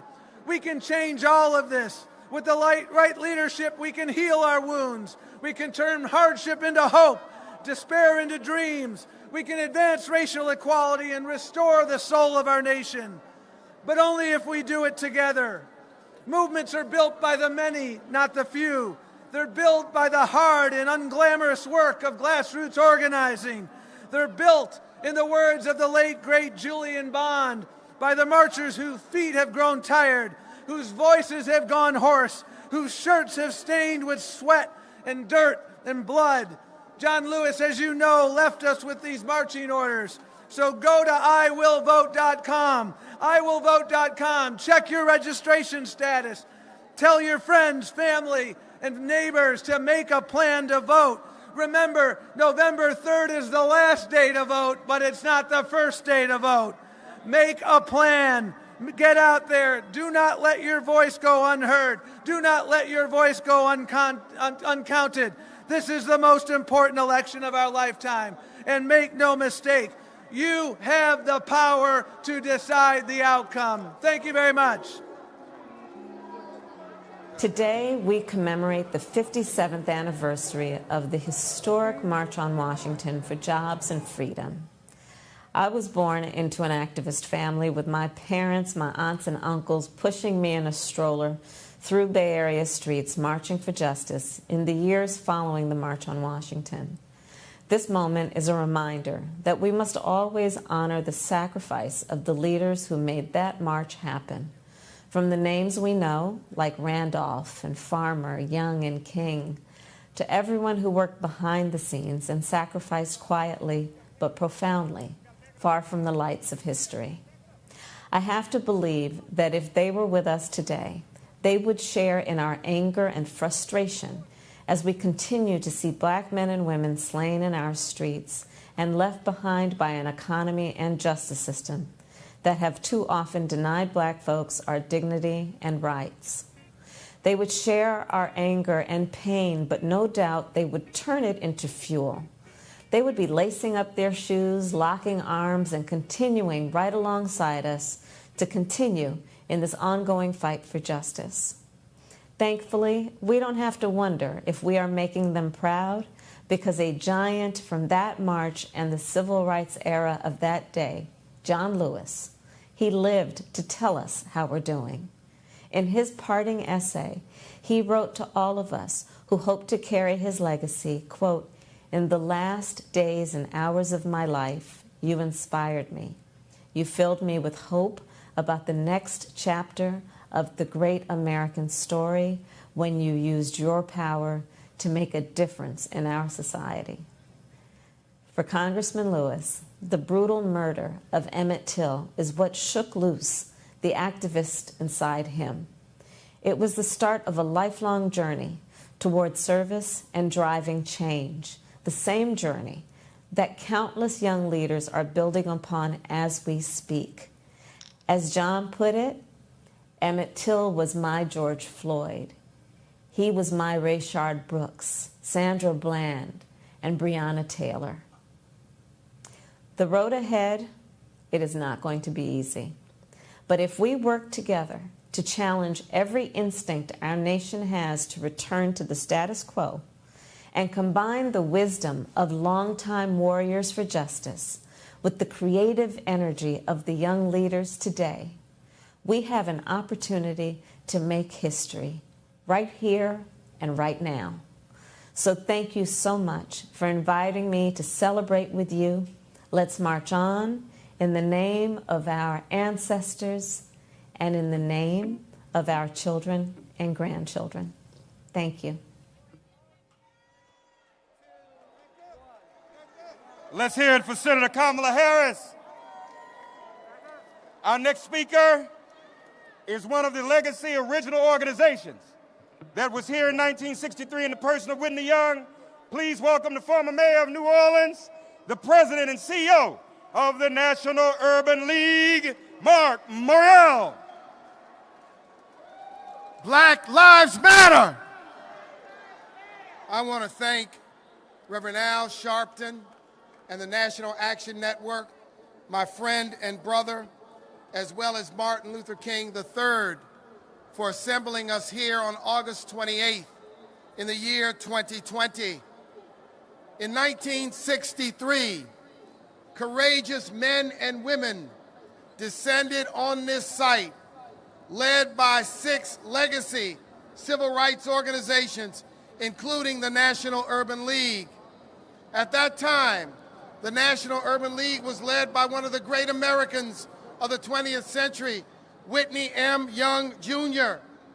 He stated from this very place at that time and on that day, on August 28, 1963, that our civil rights, our voting rights, our rights to human dignity were not negotiable.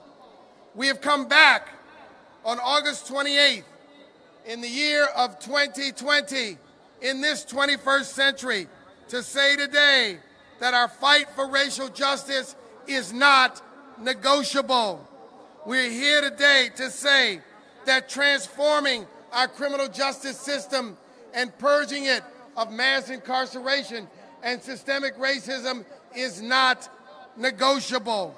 That protecting our sacred right to vote from suppressors, be they legislators, be they presidents, be they Russians, is not negotiable. That defending our right to a living wage so that every American can live in dignity is not negotiable. That dislodging structural racism that infects every institution in American life is not negotiable. That equitably funding all of our schools so all of our children can learn, and providing them with computers and broadband connectivity, and they can live and thrive with their God-given talents is not negotiable. That a fair and accurate census so that all of us are counted in accordance with the Constitution is not in 2020 negotiable. That eliminating the structural and shameful disparate impact of COVID-19 in 2020 is not negotiable. That reforming police, both police policies and police culture, and reallocating funding to summer jobs for youth, to mental health services, to homeless services, and to end the violence against our black man is not negotiable. Hands up, I can't breathe. Hands up, don't shoot. In 1963, when they gathered on this site, brothers and sisters, just a few weeks before they gathered, that great civil rights leader, Medgar Evers, was assassinated on the front lawn of his home in Jackson, Mississippi. At that time, they were fighting a poll tax, a literacy test, I should say, that did everything possible to prevent us from voting. In 2020, we come here when the very success of 1963, the Voting Rights Act, has been gutted by the Supreme Court. We come in 2020 where Jacob Blake and George Floyd and Eric Garner and Tamir Rice and Trayvon Martin and Sandra Bland and too many black men and women, Breonna Taylor, have died or been disabled at the hands of the police. So we're here to make some demands. Number one, we want the George Floyd Justice and Policing Act to pass now, not tomorrow, not next week, not next year. Say it, pass the George Floyd Justice and Policing Act. Number two, we want to pass the HEROES Act. Number three, we want to pass the John Lewis Voting Rights Advancement Act. And number four, we want to pass H.R. 40 to look at reparations in this country.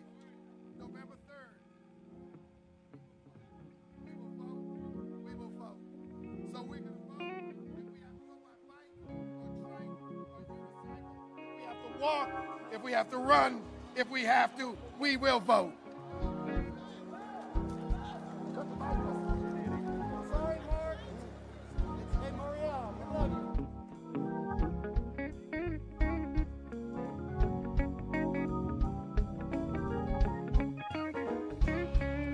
Let's hear it for our brother Mark Morial of the Urban League, NUL.org. All right.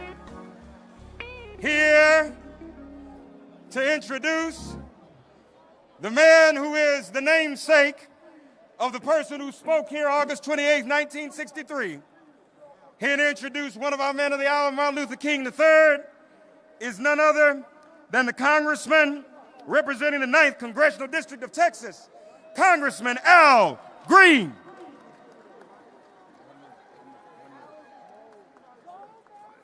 Thank you, everyone. It is now my honor to introduce a man whose name is synonymous with the civil rights, human rights movement. A man whose father stood here 57 years ago. A man who followed his father's footsteps, and I was there with him to India where he traced the steps of Gandhi. A man who understands that this is a full-time job. He's not a part-time freedom fighter. He's not an everyday freedom fighter. He's an all-the-time freedom fighter. I'm here to introduce a man who's a Morehouse graduate, a man who knows what it feels like to suffer the pains associated with the human rights movement. When he lost his father at the age of 10, he could have given up, but he didn't. He stayed in and he has fought the good fight. I'm here to introduce the Honorable Martin Luther King III. Would you show him some love, please?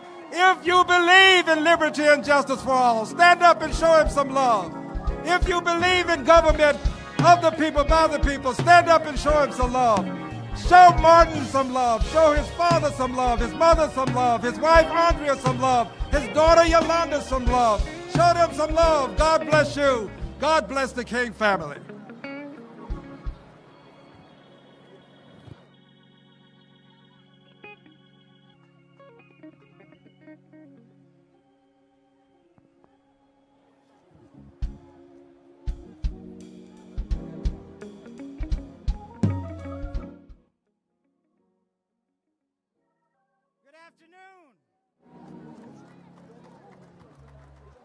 I am so honored to be here, but before I say something, I want you to hear from the future of our nation, the only granddaughter of Martin Luther King Jr. and Coretta Scott King, my daughter and Andrea's daughter, Yolanda Renee King.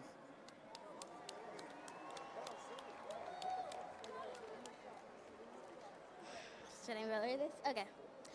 Some of you may remember that 2 years at the March for Our Lives, I said, spread the word.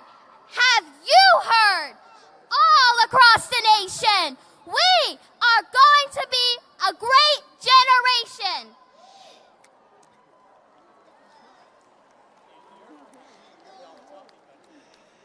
That was in 2018. I didn't know what would hit us in 2020. A pandemic that shut our schools and put our young lives on hold. More killings of unarmed black people by police. Attacks on our right to vote. The worst economic crisis since the Great Depression that we learned about in school. And more extreme weather than ever before. But great challenges produce great leaders.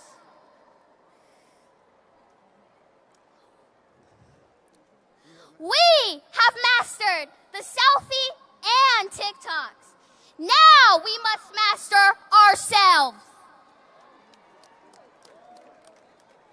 Less than a year before he was assassinated, my grandfather predicted this very moment.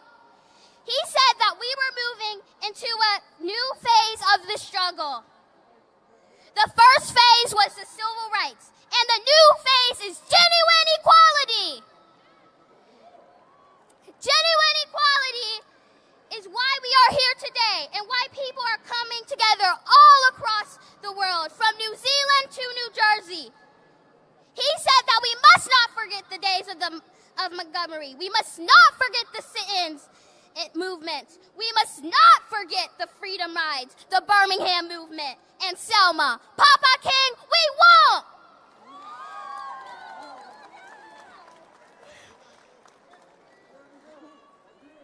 My generation has already taken to the streets peacefully and with masks and socially distanced to protest racism.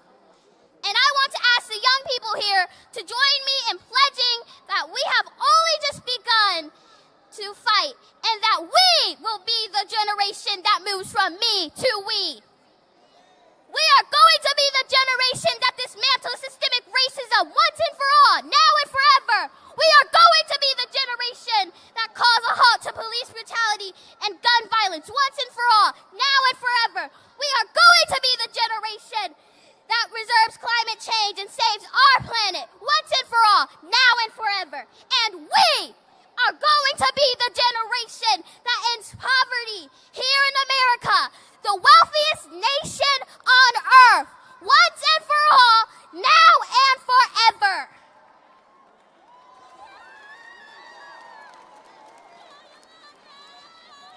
We are the great dreams of our grandparents, great-grandparents, and all our ancestors.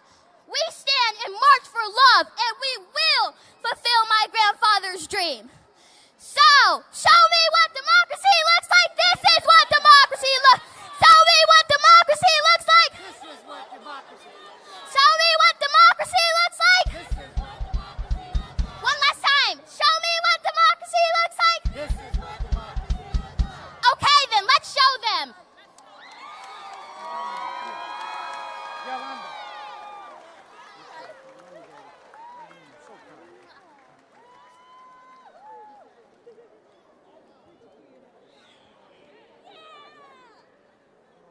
A proud dad.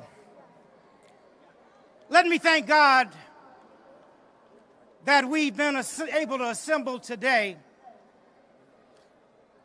and to thank Reverend Sharpton and the National Action Network and all of the conveners that actually are here today, and most of all, these families that have been impacted by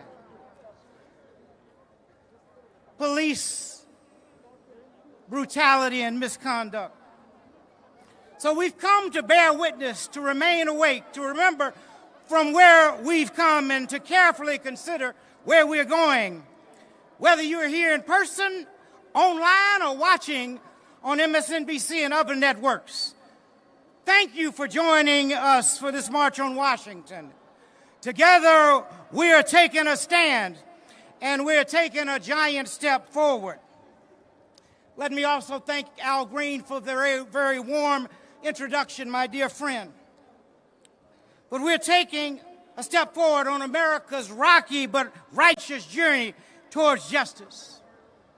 August 28th is a day to remember the triumphs and tragedies that have taken place in our historic struggle for racial justice.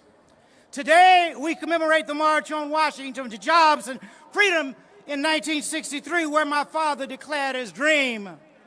But we must never forget the American nightmare of racist violence exemplified when Emmett Till was murdered on this day in 1955, and the criminal justice system failed to convict his killers.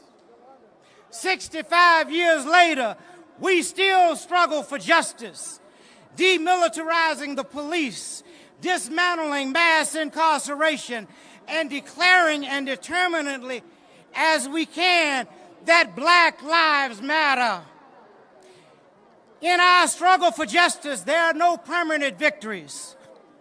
For on this day, 12 years ago, I was honored to address the Democratic National Convention in Denver. And on that night, on that evening in the Mile High City, our spirits were soaring as the Democrats nominated Barack Obama, who would go on to become the first African American president of these United States. But the progress we celebrated then is imperiled yet again. And now we must march to the ballot box and the mailboxes to defend the freedoms that earlier generations worked so hard to win. In so many ways, we stand together today in the symbolic shadow of history. But we are making history together right now. We're marching with the largest and most active multi-generational, multiracial movement for civil rights since the 1960s. From high school students to senior citizens, black as well as white, Latino, Asian American, Native American, Pacific Islanders, Americans are marching together, many for the first time, and we're demanding real, lasting, structural change. We are marching together for time-honored goals and in timely ways. We are courageous, but conscious of our health. We are socially distant, but spiritually united. We are masking our faces, but not our faith in freedom.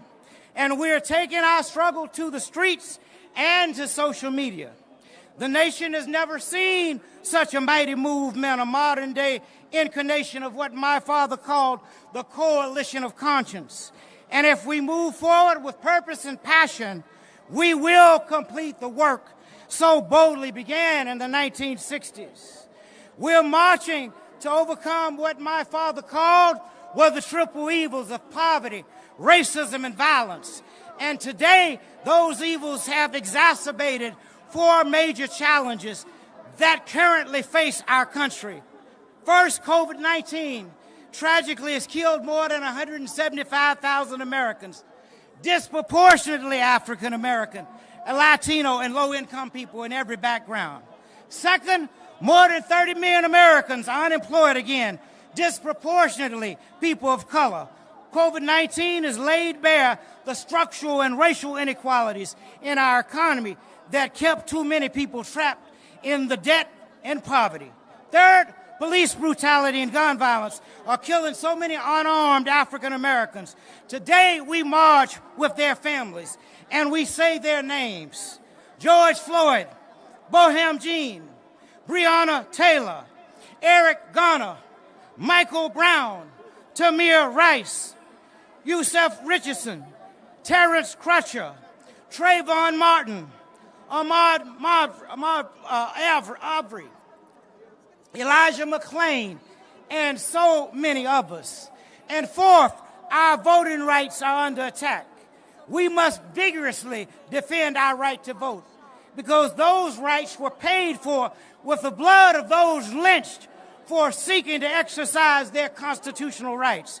They were paid for with the blood of civil rights workers such as Sammy Young Jr., Goodman, Swerney, and Cheney, Jimmy Lee Jackson, Viola Liuzzo, James Reed. Those rights were paid for through the sacrifices made by heroes such as C.T. Vivian, Fannie Lou Hamer, Hosea Williams, and John Lewis. But since the United States Senate has failed to renew the Voting Rights Act, we have had to overcome a whole new trick bags of tactics to suppress our votes. Discriminatory voter ID requirements, cutbacks in early voting and vote by mail, voter purges targeting those who have missed several elections, and disenfranchising those who have served their time and paid their debt to the society. And now COVID-19 is making it dangerous, even deadly, to stand in line at polling places. We shouldn't have to risk our lives to cast our votes. We need to be able to do what President Trump does: vote safely by mail. But now we are struggling to overcome the dismantling of the U.S. Postal Service for the express purpose of suppressing our vote. With all these threats to our lives and liberties, our challenge is to use this moment to expand this movement, a movement that not only raises its voice, but casts its votes, pursues its vision, and makes lasting change. The scripture says, where there is no vision, the people perish. Our vision is best expressed by a phrase we must never forget. That is the beloved community. With those words, my father, John Lewis, Ella Baker, Rosa Parks, and so many other historic women and men envision an America whose dramatic practice is as good as its promise. An America where the triple evils of poverty, racism, and violence will be replaced by peace, justice, and shared abundance, and where hate and fear finally give way to help and love. To achieve that America, we need to raise our voices and cast our votes. Over the weeks ahead, culminating on Election Day, we need to vote as if our lives and our livelihoods, our liberties depend on it, because they do. No person, no people are more keenly aware of the risk of disenfranchisement than those who've suffered from it. There's a knee upon the neck of democracy, and our nation can only live so long without the oxygen of freedom. The strength must be exercised by more than rhetoric and more than marching. The simple challenge before us is that everyone can cast a ballot, and everyone who can must cast a ballot. And that ballot that is cast must be counted, and the result must be transparent and known to the whole world. And so today, I can call on everyone with the means to drive people to the polls, to make a plan for yourself, for your family and your neighbor, for those organizations and companies that care about democracy. I call on you today to offer your resources and your capacity to make sure every ballot is counted. If our forefathers were willing to die for the right to vote, we can work for the right to vote, and I will continue to call on you to act in the coming days. You know, my father was assassinated in Memphis, Tennessee, while standing in solidarity with poor working people, sanitation workers, whose slogans, "I am a man," was a statement that they were human beings with rights that should be respected and acknowledged. They were asking for safe working conditions, for a living wage, for recognition of their union, and for human dignity. They summed up their struggle with those 4 words, "I am a man." That simple but powerful slogan impairs movements today, from Black Lives Matter to Fight for 15 and to the Me Too struggle against sexual harassment and abuse. Movements of marginalized Americans are still trying to claim the dignity they've been denied. Martin Luther King Jr. fought for the dignity of work, and that fight is never ending. In 1963, the March on Washington demanded jobs and freedoms. In 1968, the Memphis sanitation strike workers that demanded, and the Poor People's Campaign insisted that working people should not live and labor in poverty. Those fights foreshadowed our struggle today to make the minimum wage a living wage, not a poverty wage. And we are fighting alongside the frontline workers, sanitation workers, healthcare workers, grocery workers, transport workers, food service workers, and so many more. They are praised for being essential, but they are treated as if they're expendable. While standing with sanitation workers in Memphis, Dad said, so often we overlook the work and the significance of those who are not in professional jobs, of those who are not in the so-called big jobs. But let me say to you tonight that wherever you are or whenever you are engaged in work that serves humanity and is for the building of humanity, it has dignity and worth. Now we have a president who confesses greatness with grandiosity. But my father knew better. Everyone, he said, can be great because everyone can serve. He understood the human yearning for recognition. And in his famous speech, he explained that everyone wants to be a drum major, the leader of the marching band. And he challenged us to channel our drum major instinct into becoming drum majors for justice. While we honor our history, we must be a living movement, not a monument. If Dad were here today, I'm sure he would implore us not to deify him or selectively quote him when convenient. He would want us to be drama majors for justice, to champion the ideals he promoted: racial justice, social equality, and peace. And he would gently but intently challenge us not to dwell upon the past, but to live and labor in what he called the fierce urgency of now. So if you're looking for a Savior, get up and find a mirror. We must become the heroes of the history we are making. And us means all of us. In 1963, after my father spoke, Bayard Rustin, the architect of the march, asked the participants to join in demanding that Congress pass strong civil rights and voting rights laws. More than half a century later, we must demand that the United States Senate stop blocking passage of the George Floyd Justice in Policing Act and the John Lewis Voting Rights Restoration Act. And so when we conclude today, let's remember that this is the commitment march. In the spirit of 1963, I ask you to join me in pledging to act in 3 ways. First, because our civil and human rights are at stake in this election, I ask you not only to register and vote, but make sure that at least one other person registers and votes. Second, I ask you to commit to service and struggle in your community, from voter registration to raising the minimum wage, to demilitarizing the police. Get involved with one or more of many worthwhile struggles in your community. And third, I ask you to pledge, as my father and John Lewis did, to get into good trouble and do it nonviolently. Remember that in the fight against injustice, nonviolence doesn't mean passive acceptance. It means peaceful resistance. We must come together and join with the Black Lives Movement to raise our voices and say enough is enough. We must come with the Poor People's Campaign, the Climate Change and Environmental Justice Movement, the Women's March and Me Too movement, the Parkland students and March for Our Lives, and say enough is enough. Martin Luther King Jr. famously said that the moral arc of the universe is long but bends toward justice. But he was also the first to say that it doesn't bend on its own. We must do some work ourselves. In the final year of his life, he wrote in his last book, "Where do we go from here, chaos or community?"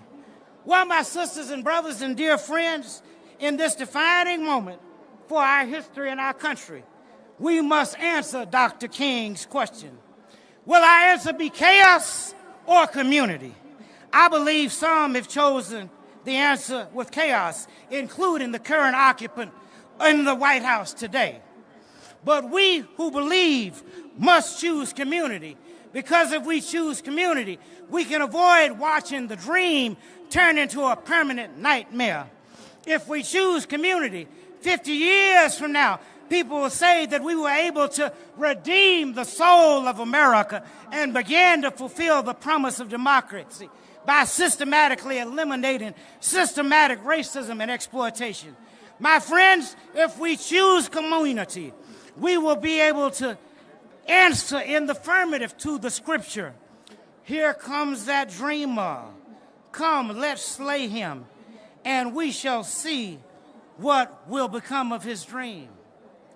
Finally, this afternoon, I want to say to you, not only do I come as a protester, but I come as a victim. My daddy was killed when I was 10 years old. Gunned down, you know that, by assassin's bullet. Some of you know but may not know. 6 years later, my daddy's mother, my grandmother, was gunned down in the church while praying the Lord's Prayer. So I understand what it means to lose a loved one. But I'm so thankful that my grandfather and my mother and my aunts and uncles taught me about love, because Granddaddy used to say, I refuse to allow any person to reduce me to hatred. The man that killed my lovely wife and the man that killed my son, I refuse to allow them even to reduce me to hatred. I love everybody. I'm every man's brother. If we're going to resolve these issues in America, we've got to come together. Dad talked about it in that sermon, Levels of Love. He talked about all of them. I'm only going to talk about the highest level of love. That love that seeks nothing in return. That love that is totally unselfish. You love someone if they're young, you love them if they're old. You love them if they're black, you love them if they're white. You love them if they're Native American. You love them if they're Hispanic or Latino American. You love them if they're African. You love them if they're Asian. You love them because you know that God calls you to do that. And if we're going to resolve all of these conflicts and crises in America, we got to find a way to do it in love. Thank you, and God bless you. And let's keep on keeping on. Hello, 57th March on Washington. I'm Joy Ann Reid from MSNBC, and I wish...